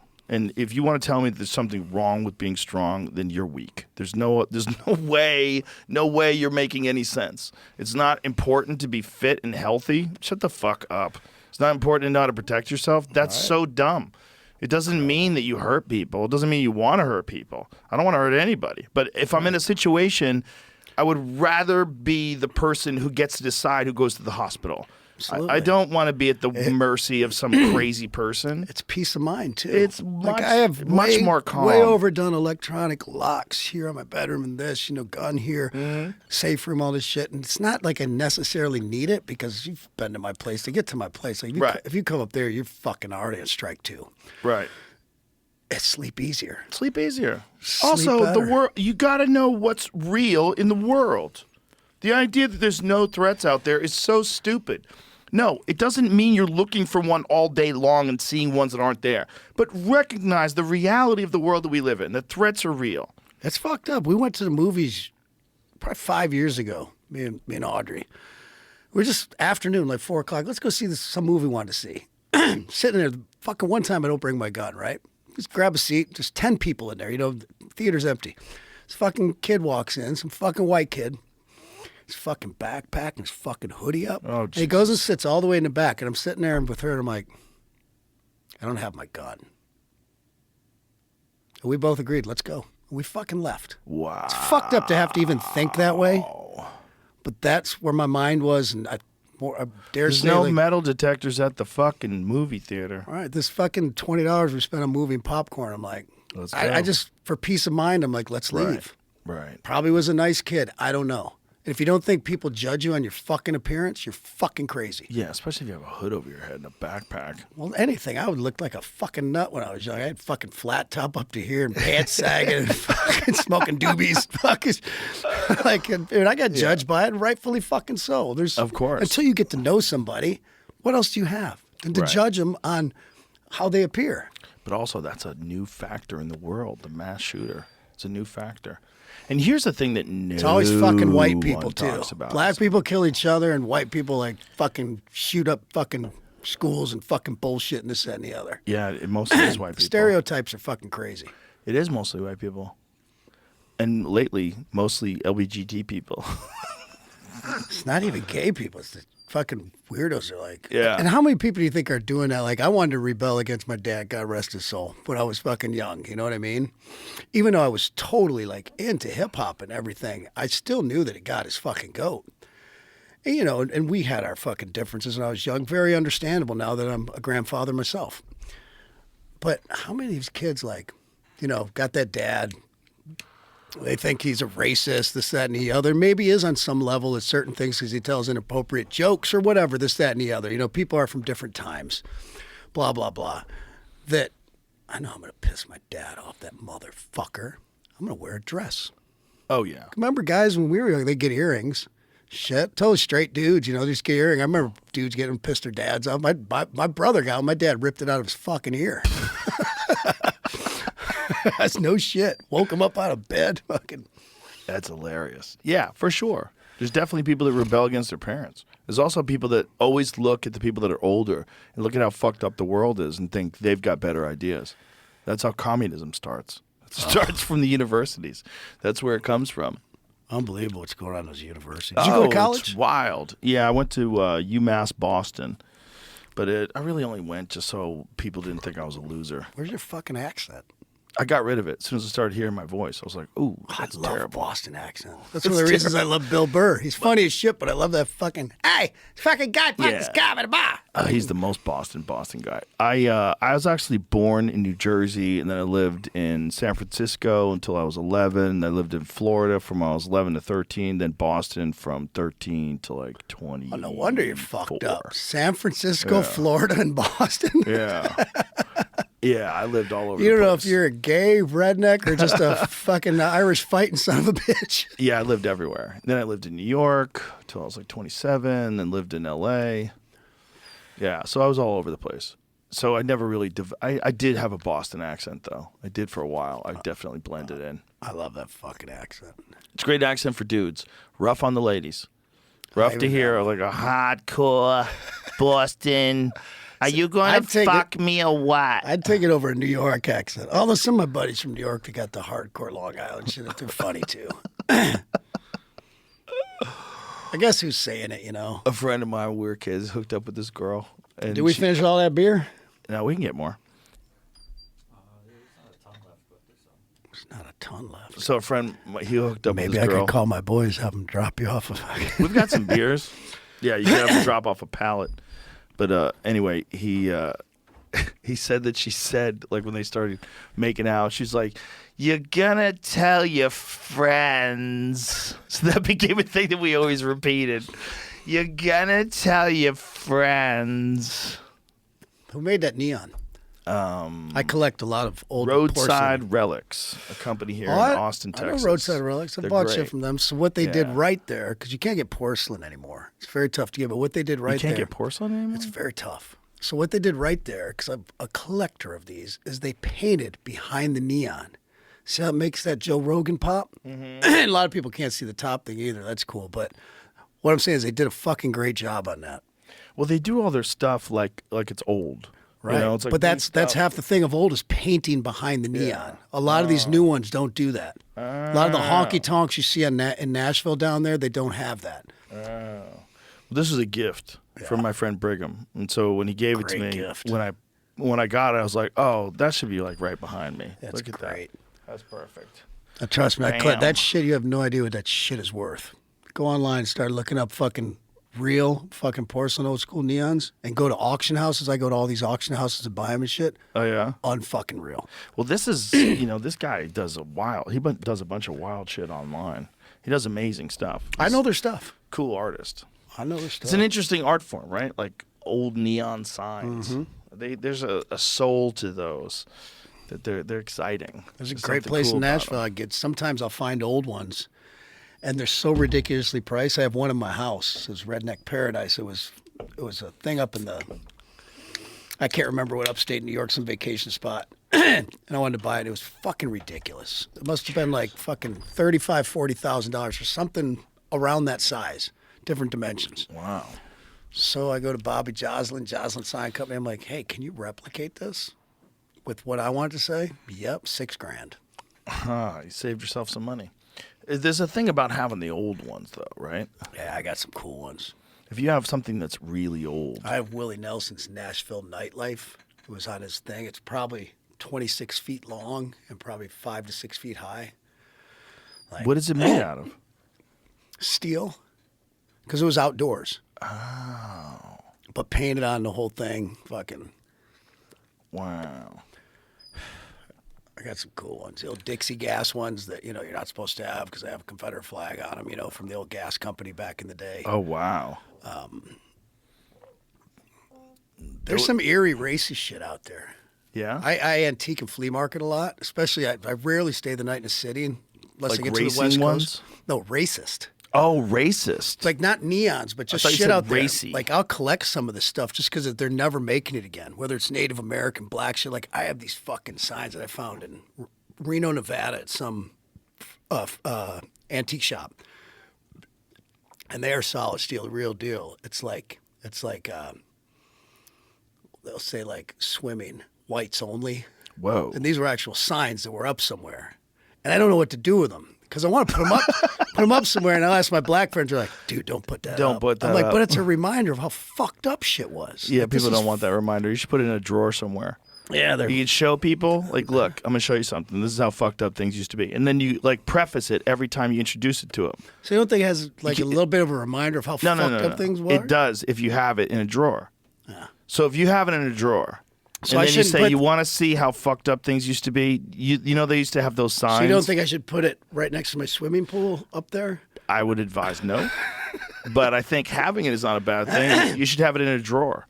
So if you have it in a drawer, every time you show someone, you get to represent what it is.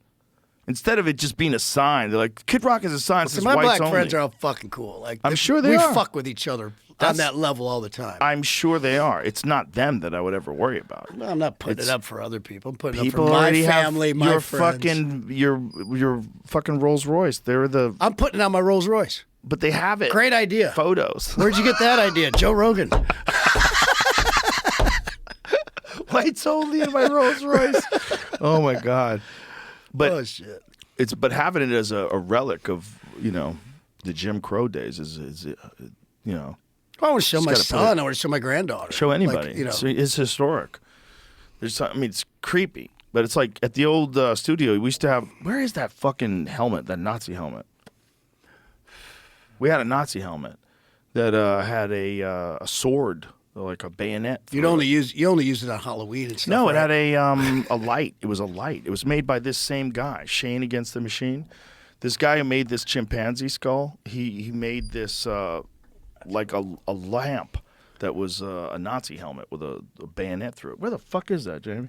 Probably in a box. I don't know. We got to find it. Here's a picture. It needs to be brought back. That's our thing. How dope is that? I love it. That's dope, right? Just because it's It's a real bayonet. So no, it's artwork. It's provocative. Yes. It's fucked up. It looks cool as shit. and it's a lamp. And the one I have has a bunch of holes in it like that one. It's pretty dope. This might even be redone. I think that part's new. Oh, he ramped it up. Let's get a new one from him. We'll reach out. Yeah, I'm into that shit. Dude, I love it. But it's like that is Not because it's obvious, you get it. obviously I get it. But I mean, there's an area in Europe where so many people died. I'm not exactly sure what country it is. I know France has this enormous area that's the Fucking size Normandy? of Paris. But France has an enormous area the size of Paris that no one can go into. Do you know that? Mm-mm. They have so many unexploded ordnance and so much chemical bombs and all the shit that they World fucking War II, dropped huh? on them. No yeah. shit. Find that one spot. What is it called? There's an area that's literally the size of Paris that you can't go into.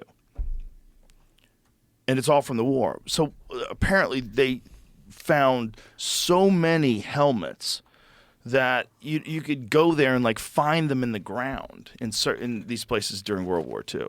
So they're not uncommon. wonder So why they they take them haven't- and they can turn them into artwork. I wonder why they haven't like debombed it, demined it, like all that stuff. I know, right? Like go in there and gather up all the swords and shit. Like how many people died there? They just left them there. I would like to do that trip to Normandy. Like, Yeah.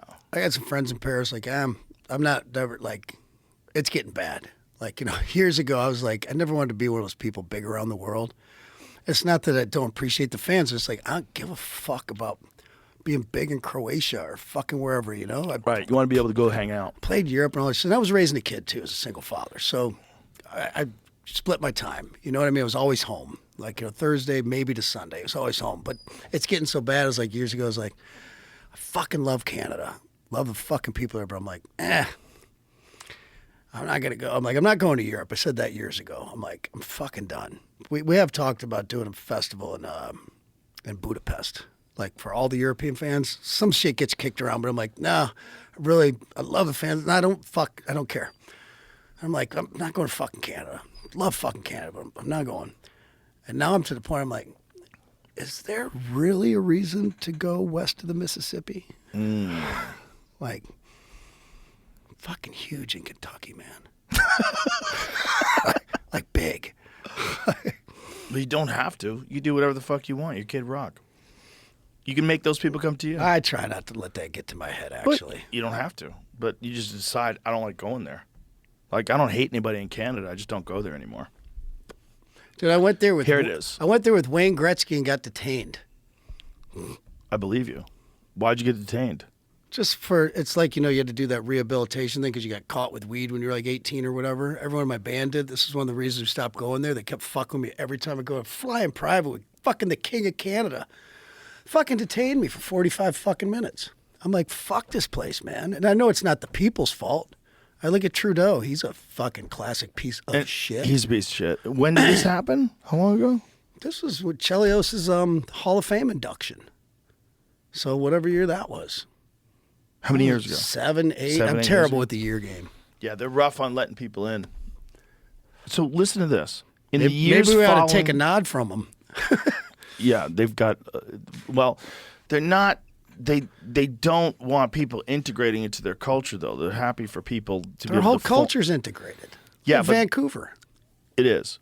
It is. But what I'm saying is, like, they're having a problem with, like, Muslim people wanting to impart Sharia law in certain schools and Don't tell certain me things, about it. I was born in Dearborn, Michigan. which is crazy, right? Fuck. One of the things that was hilarious was they elected this woman to be a Muslim who's a mayor of the city in Michigan, and everyone's like, "Yay, so inclusive!" First thing she did is ban the pride flag. Exactly. They're throwing gay people off buildings. People are like free. so Gay people are like crazy. free Palestine. Have you It's ever like- seen that meme? Like gays for Palestine, then Palestine for gays. Yes. That's throwing Yeah, throwing people buildings. off buildings. Jamie, can you pull that up so I could read it? Yeah. About the size of Paris. So in the years following the Great War, today around 100 460 kilometers square miles? Yeah, roughly the size of Paris, is still strictly prohibited by law from public entry and agriculture use because of an impossible amount of human remains and unexploded chemical munitions yet to be recovered from the battlefields of both wars. So there's an impossible amount of human remains out there, dude. Wait, I'm looking at the top, and the website says messynessychick.com. It's a solid website. It's totally trustworthy and reliable. Messynessychick.com says. Well, this is a lady that just, whatever, maybe it's a dude. I don't know who wrote it. But whoever this person were, they're just reporting on something that is true. This is, damn. They pulled so much shit out of that area. I kind of want to go there. Get like a metal detector. I bet you'd find some shit. 100%. We do some metal detecting. But just imagine that expression, an impossible amount of human remains. 460 square miles. Yeah. Paris, that fucking, that's few, no. What is the total amount of square miles, did you say, Jamie? It said it originally covered that much space, and then it now was down to the size of Paris. There's a I was going to also say, there's now no it's down to the size fucking of way Paris. Paris is So 460 they square miles. slowly encroached in on the toxic area. 1,200 square kilometers, 460 square miles, now down to the size of Paris.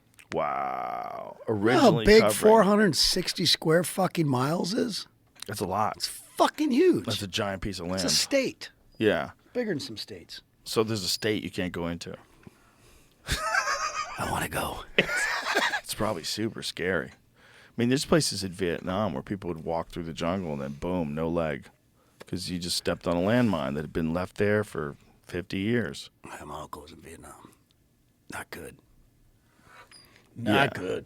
That's one of the sketchiest wars. You want to be a conspiracy theorist, look into Vietnam. The Vietnam War is one of the most perplexing of all wars. Because today, no one thinks we should have gone. And yet, they do the exact same thing today that they did back then.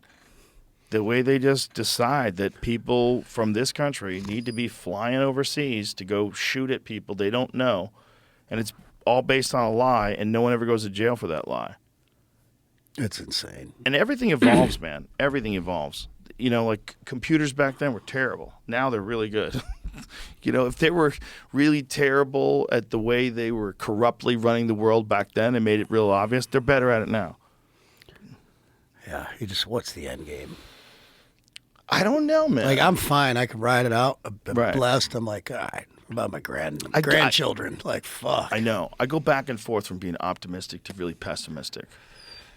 I go back and forth. Like, I'll start thinking, you know what? I'm pretty sure we're going to pull ahead and figure this out. And then I go, yeah, stupid. That's because you live in Texas and you don't live in Gaza. If you lived in Gaza, you would be convinced that it's the end of the world. Right? Because Yeah. it is the end of the world in one place. In that spot, it's the end of the world. But where you are, it's not. And you got to look at it that way. And when I look at it that way, I'm like, The only ooh. wars we won were fucking ones we were the most brutal motherfuckers on the planet. Which I don't Yeah. disagree with what Israel's doing. It's like they should just go in there and be like, you know what? We want our hostages back. If we don't have them back, clock starts now in fucking 24 hours. We're going to start bombing motherfuckers and killing fucking civilians. 30, 40,000 a fucking time. So you civilians better fucking pack up and fucking get these fucking motherfuckers and you go against Hamas. You fucking go against them. We're not playing fucking games with you. But that's Yeah, the but the only problem thing is the people understand. civilians are This is not what happened in armed. Nagasaki and Hiroshima. Boom. Just wiped out. They're like, oh, yes, we don't have Supreme Leader anymore. We did not know you had such big bombs. Yeah, but everybody has big bombs now. The problem is you use a big bomb, you set a precedent that they can use a big bomb. They don't have one. Well, they don't, but their allies do. Then we That's bomb the real fuck problem. out of them. Someone's going to learn. Yeah, you but gotta, that you gotta get your doesn't- ass beat hard enough. You can't just nuclear bomb people.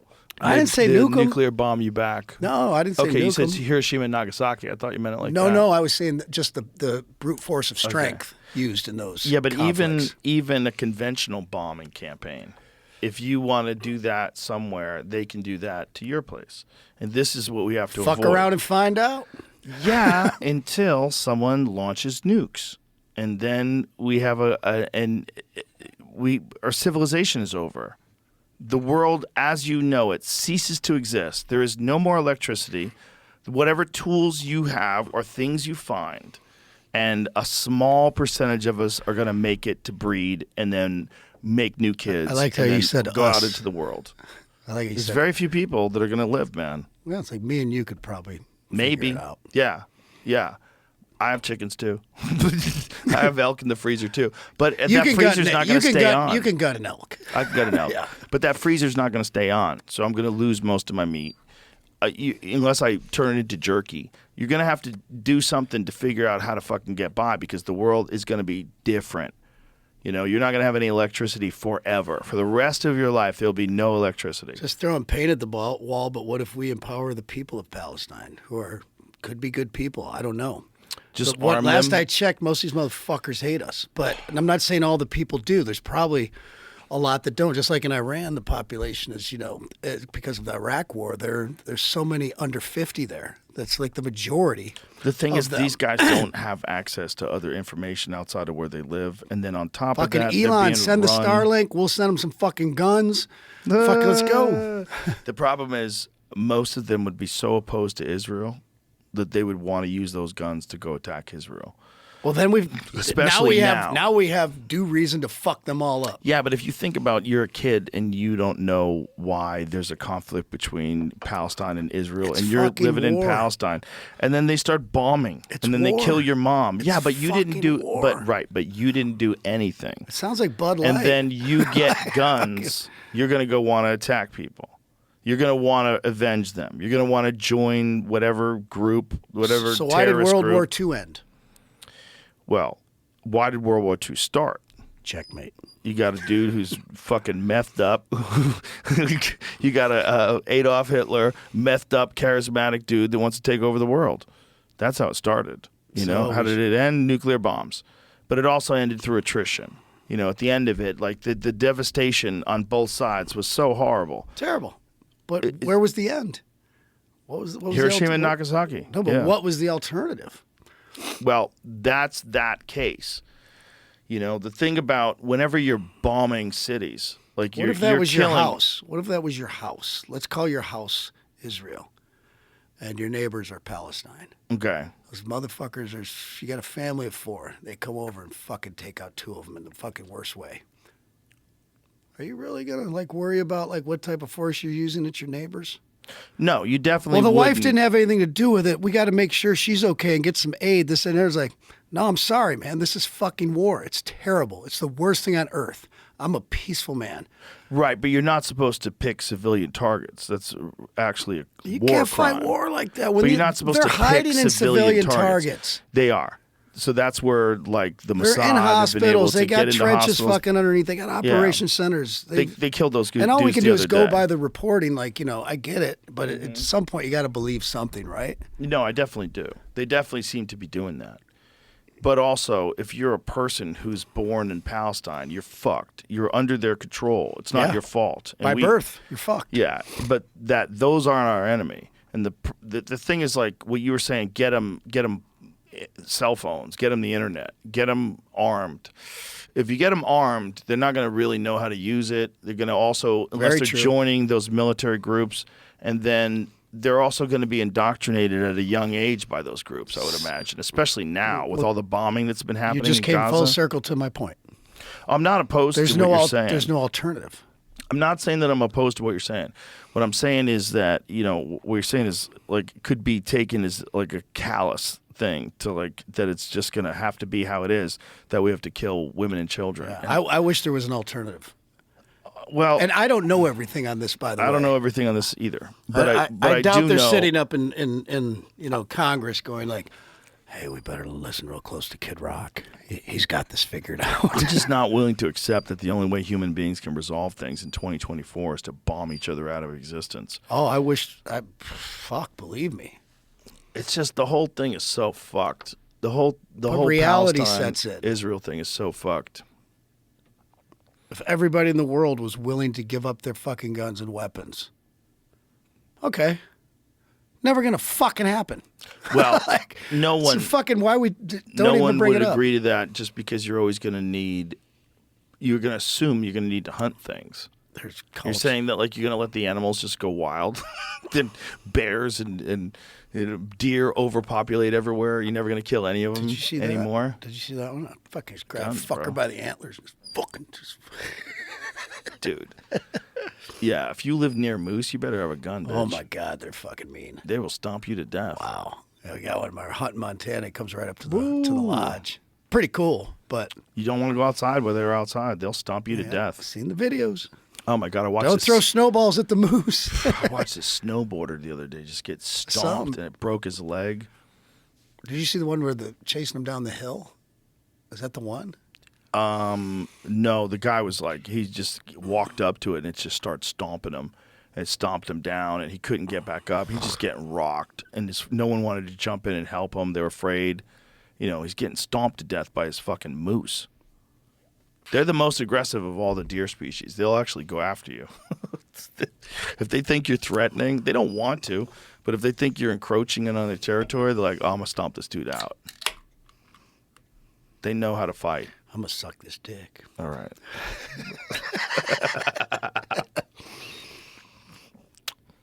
Bud Light. These are the special Texas cans, son. I see that. Look at that. We got Longhorns. We got the Star. We got both. All right, Shane Gillis is getting you free Bud Lights. I think we bought them. We bought them, right? Yeah. I could have taken them from my club. Now, free shit kind of sucks. Free shit's not as fun when you have money. There's, Because there's nothing free about it. the thing is, it comes with, yeah, you become friends with that person or influence. Yeah, There's nothing free about it. yeah. It could get Weasley. I mean, unless you're like talking like free Tesla Cybertruck. Well, you're not even, you're just subjecting him to a review. Right? I mean, it's not just free. You're gonna Just thinking maybe I could bully him into a free one. I don't think so, especially now that you said it. Oh, yeah, damn.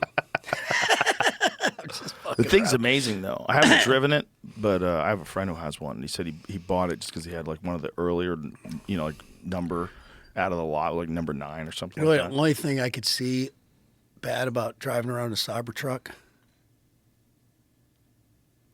telling your parents you're gay. I knew something like that was coming.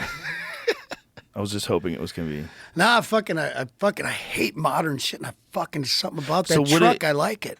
It's a great truck. Like Have you driven one? Yeah. No, I haven't driven the Cybertruck, but I've driven electric cars. I've driven the S. I've seen the Cybertruck in real life. He brought it here, and I've seen a bunch of them on the road. I think they look dope. He brought it here. Yeah, I brought it here. He parked it right back there. It's cool. I shot an arrow at it. Fuck. He asked me to I shoot shoot a gun at it. because I didn't want to have a ricochet in a fucking garage because it will bounce off. It's worth it. Like, we'd have to Sometimes have you gotta everybody- weigh the fucking. If I had ear plugs, if I had my ear gear, my eye gear, maybe I would have shot it. But the point is, it can survive a 45 slug. It's legit. It's like folded steel. It's thick as shit. I like it. It's pretty dope. I like the idea of it. Like I said, I'm not. And it's an American car. I like a little American. That's me shooting at it. That's you. Yeah. I shot at it and it What's didn't with even the Puerto scratch Rico it. shirt? It's a meme. There was a dude. There was a dude who went to a game who looked exactly like me. I mean, he looked exactly like me, and the meme was like, "Joe Rogan ain't being slick." That's pretty And good. I saw that, I was like, "Oh my god, that guy looks exactly like me." So I was him for Halloween. So me and Elon did a podcast together. Come on, bro, that looks exactly like me. How much does that guy look like me? It looks like me if I've been eating spaghetti. Tell me for that's like his a real week. fucking hair. I don't know if that's his real hair, but that was me. Tell me that can't. Look at his eyebrows. That can't be his. No, they were all wearing blonde wigs for a reason. I looked it up at one point. Oh, okay. It has to be a wig. Yeah. So I got a similar wig. And this, kids, is why you just say no to weed. Well, it's a fun thing to do. But the point is, I didn't go through I have an 80-pound bow. You draw 80? Yeah.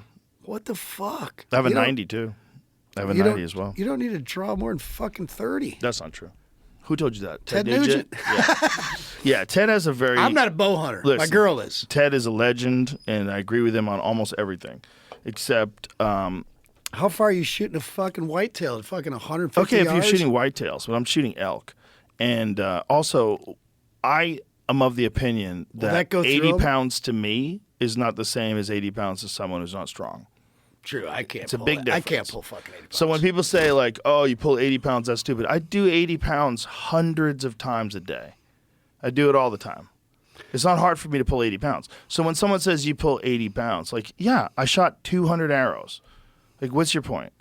Like, if you have a hard time pulling 80 pounds, why are we pretending that we have the same body? Why are we pretending we have the same physical strength? This is dumb. So like if someone's saying like 70 pounds is all you need, but why not go to 50? Why not go to 30? Why not go to 20? That's dumb. Because at a certain point in time, you're going to lose speed and you're not going to be able to penetrate correctly. You're going to have less kinetic force on your arrow. Kind of goes with golf. Like, the harder you swing, the farther the ball goes. But you don't have to swing hard. You need to hit it straight and make good contact. Right, but there's also a lot of people that believe that holding weight makes you more accurate, and a heavier holding weight when you're you're locked really in. locked in, you're more accurate. I know guys who feel more accurate with an 80-pound bow than they do with a 50-pound bow or a 40-pound bow. But it's all subjective, right? That's all dependent upon your technique and how much you train in archery, but I train with a get 300 annoyed. Win Mag. Yeah, look, okay, good example. You don't shoot a 22. You shoot a 300 Win Mag. Why? Because you can. Well, I'm not doing headshots.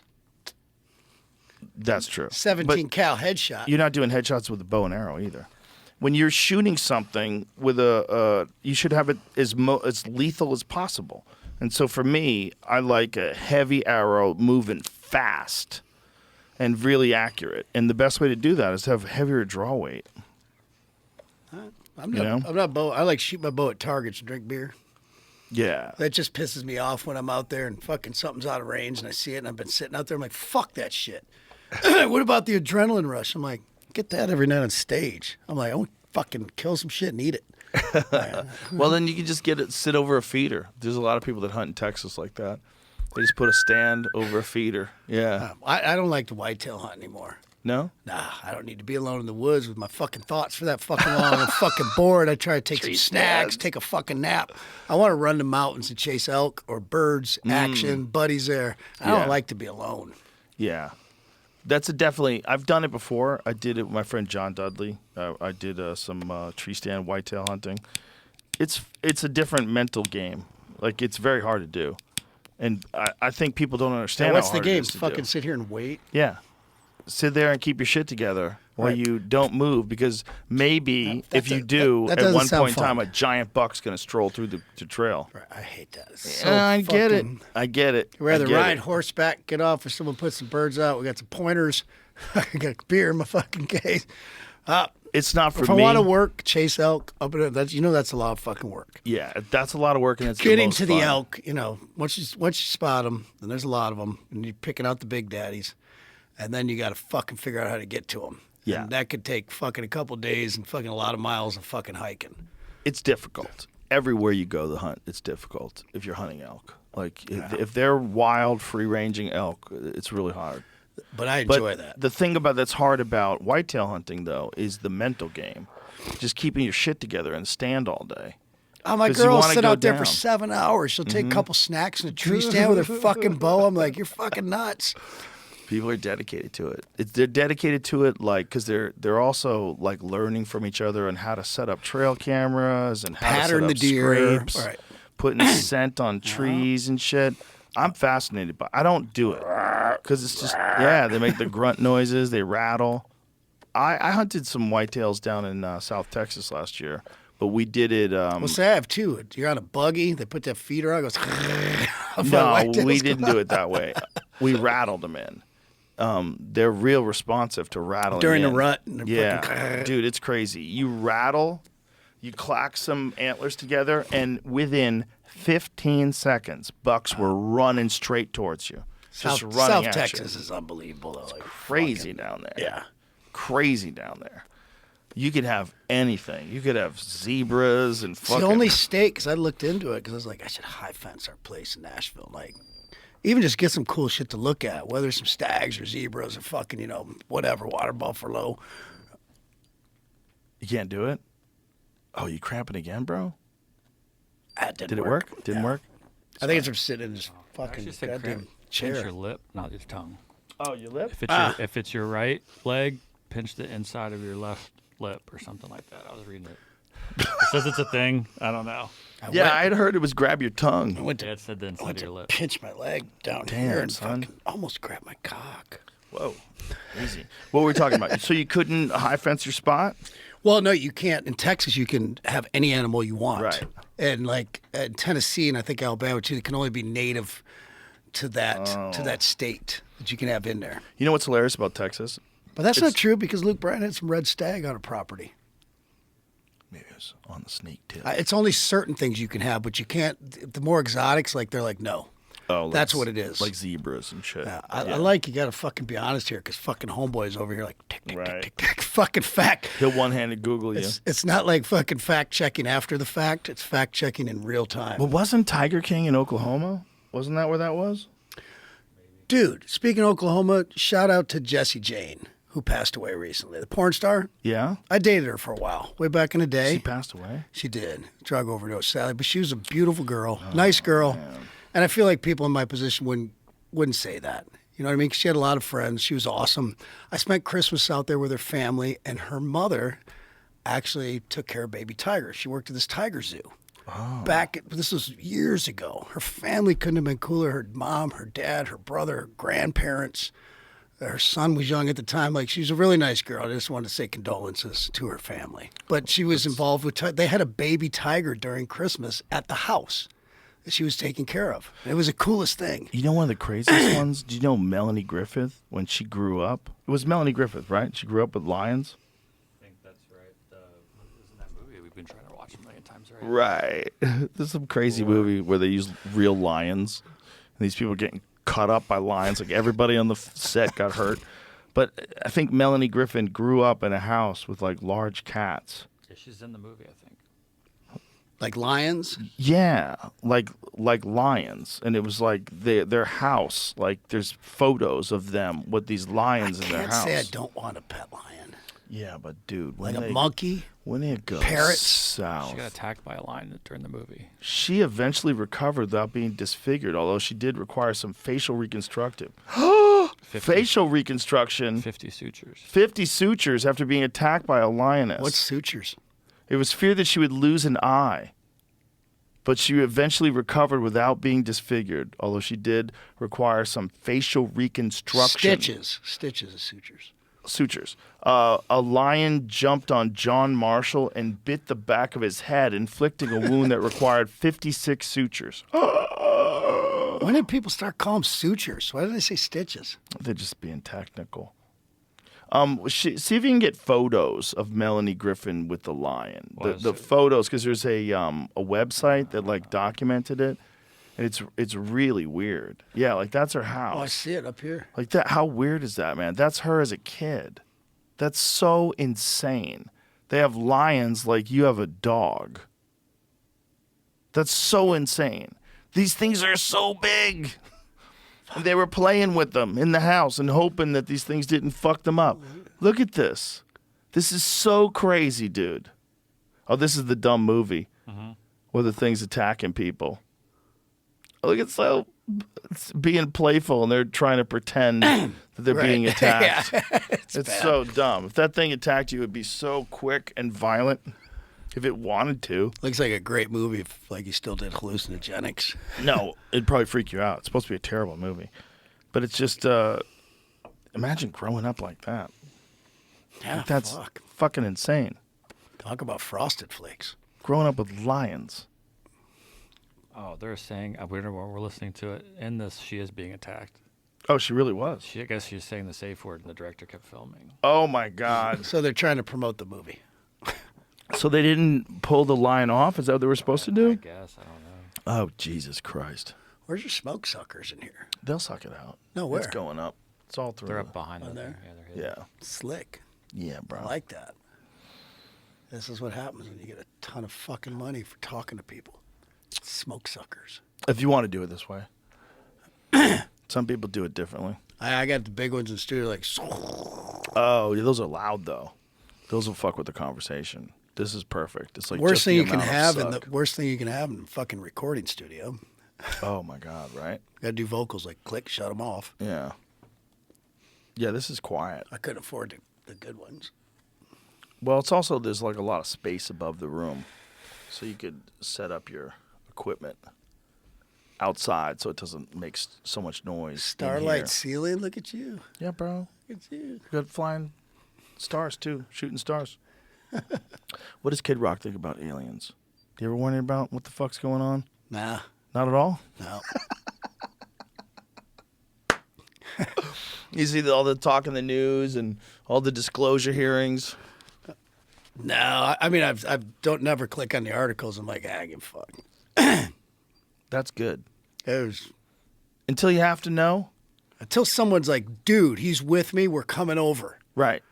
I'm like, That's a good way to. Yeah, because you know how many people waste their time wanting it to be real, hoping it's real.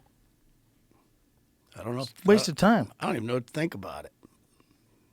I don't know if I want it to be real. Well, you got to imagine, as big as the universe is, that there's something out there. And you got to imagine, what if there's something out there that's just 1,000 years more advanced than us? Just 1,000. A little blip, a little tiny amount of time. Not that much time at all, really. There's if you think about us there's from something now. here like that. He's called Elon Musk. Yeah. Imagine a whole planet filled with the successor to Elon. You could easily imagine something would want to visit here. And you could easily imagine that No, something could you imagine if exists. they didn't? Yeah, that's crazy. If That's they're even like, more if they're like, crazy. fuck Disney World. Yeah. Like, I don't go to that fucking stupid place. Look what we got here. That'd be like Yeah. us going to Canada or Europe. It would be a lot crazier than that. If they're like, yeah, I don't want to go to fucking that planet. I think it'd be like us going to like some country and studying animals. I don't think it would be. I think it'd be like studying, literally like going and finding cave people that are Stone Age still. Now and that would studying be. them. See, I'd rather go back in time and talk to those fuckers than talk to the people in front of us. The people in front of us are 'Cause I probably can have not more going to be people poignant anymore. questions. The people in front of us are probably going to be integrated with technology, like Would- permanently integrated. That new guy that Elon Musk put the Neuralink in his head. Yeah. He apparently can use his cursor. He can actually like search the internet I and, saw and that off do a just bunch his of things just brain. using his brain now. So it's working. I just want to see if like me and George Washington would be boys. Like, would he be like golfing like me and Trump, like hanging out? Like, I have a lot of questions. If you could go to one place, where would you go? If you had one shot, you can go back in time once and survive and come back to the future. Where would you go? Jesus. Jesus. But what if there was nobody there? Be even better. I get What them if all to you- myself, just me and Jesus. No, I mean, what if Jesus wasn't there? What if you go back and you're like, I just want to go see Jesus? And you're like, okay. Fuck, he'd be What there. time? He'd be there. He'd probably like a DJ back then, fucking cutting that shit up. Fucking, he's there. You think there's a real Jesus? Mm-hmm. Definitely. Absolutely, 1,000%. What makes you convinced? My faith.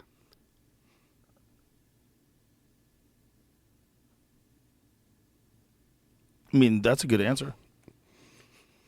I always wonder when people are telling stories, though. Like, how long did that story take before people wrote it down? How many times did people alter it? Just like they do with everything today. I got to imagine that at a certain point in time in history, they probably didn't tell the truth about a lot of things. And we take those things, tell them through oral traditions, have them written down. Well, there's a difference between lies and between the truth getting, manipulated and twisted a little bit. Mm-hmm. The underlying usually is still there. So you think the real truth was that he actually was the Son of God? Yes, It'd be amazing if it was true. it is amazing. I believe you. I believe that you believe that. Would you like to be introduced to Jesus? Listen, I think the concept of Jesus is absolutely amazing. And if Jesus came here and wanted to visit me, I would be psyched. Would you like to know Jesus? In what way? I can put my pastor on your show. I'm good. She's great. Pastor Paula White. very- She's Trump's spiritual advisor, too. Oh, that's You should have her hilarious. on the show. Talk Well, about Jesus. I'm very interested in the idea of Jesus being a real person. But I look at it the same way I look at everything else. Whereas, like, So let's circle what back. the words Let's are. circle back. You told me that you believed in Bigfoot. for No, a no, no. while I was when you joking were around. young. I was joking okay. around. I was joking around. But I wanted Bigfoot to be real for sure. Just like I want Jesus to be real. He is. Well, the thing, Bigfoot used to be real. The thing that I found out when I really got fascinated by Bigfoot. You know how you know Jesus is real right in this moment? How? Because the forgiveness that I am exercising by drinking this Bud Light right now. Oh, that's Jesus? That's Jesus. Jesus is everywhere. He's in this room. He's in the world. He's in the universe. By the aliens that you want so desperately to be real or have the concept of them being real, that's Jesus. That is Jesus. As a Christian, I have to believe in forgiveness. Beautiful. Cheers. Well said.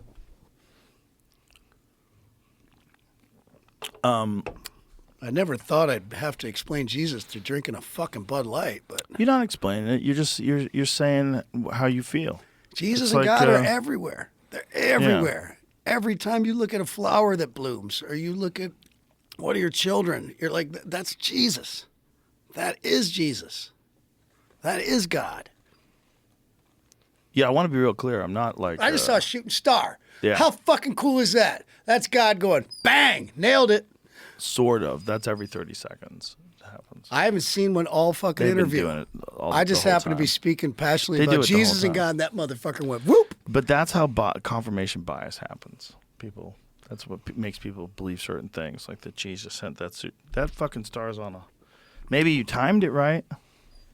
That's Jesus. It could be coincidental. That's Jesus. I think he's probably super busy, and I would guide him if he can do miracles. This is not the spot. Sam Kinison, the greatest ever. Yeah, he was the greatest ever, or one of them for sure. When he It's went him and off on Pryor. when he went off on the Jesus shit. Oh my God!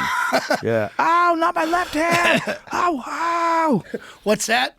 You've been gone with your 12 fuckhead friends and won't get a job. This is day 3 of this 12 shit. losers. Every one of them's using you. And Yeah. you don't have sense enough to know it. Yeah. Where have you been? Well, first of all, I was dead. He comes back after 3 days, Mrs. Jesus there, and she's like, I've had enough of this shit. Comes back looking all partied out, man. Yeah. That's Sam Kinison is my favorite fucking Also, comedian. You got to remember, Sam Kinison was doing that in '86. Oh, he was doing everything. groundbreaking. Age jokes on gay people. Like, it's the funniest shit on earth. Oh, he was an If animal. you kids out there fucking listening have not watched that Sam Kinison from Hollywood, that special. Yeah. His first one. I think it's called Breaking Have the You Seen Rules? Me Yeah, is that what it's called?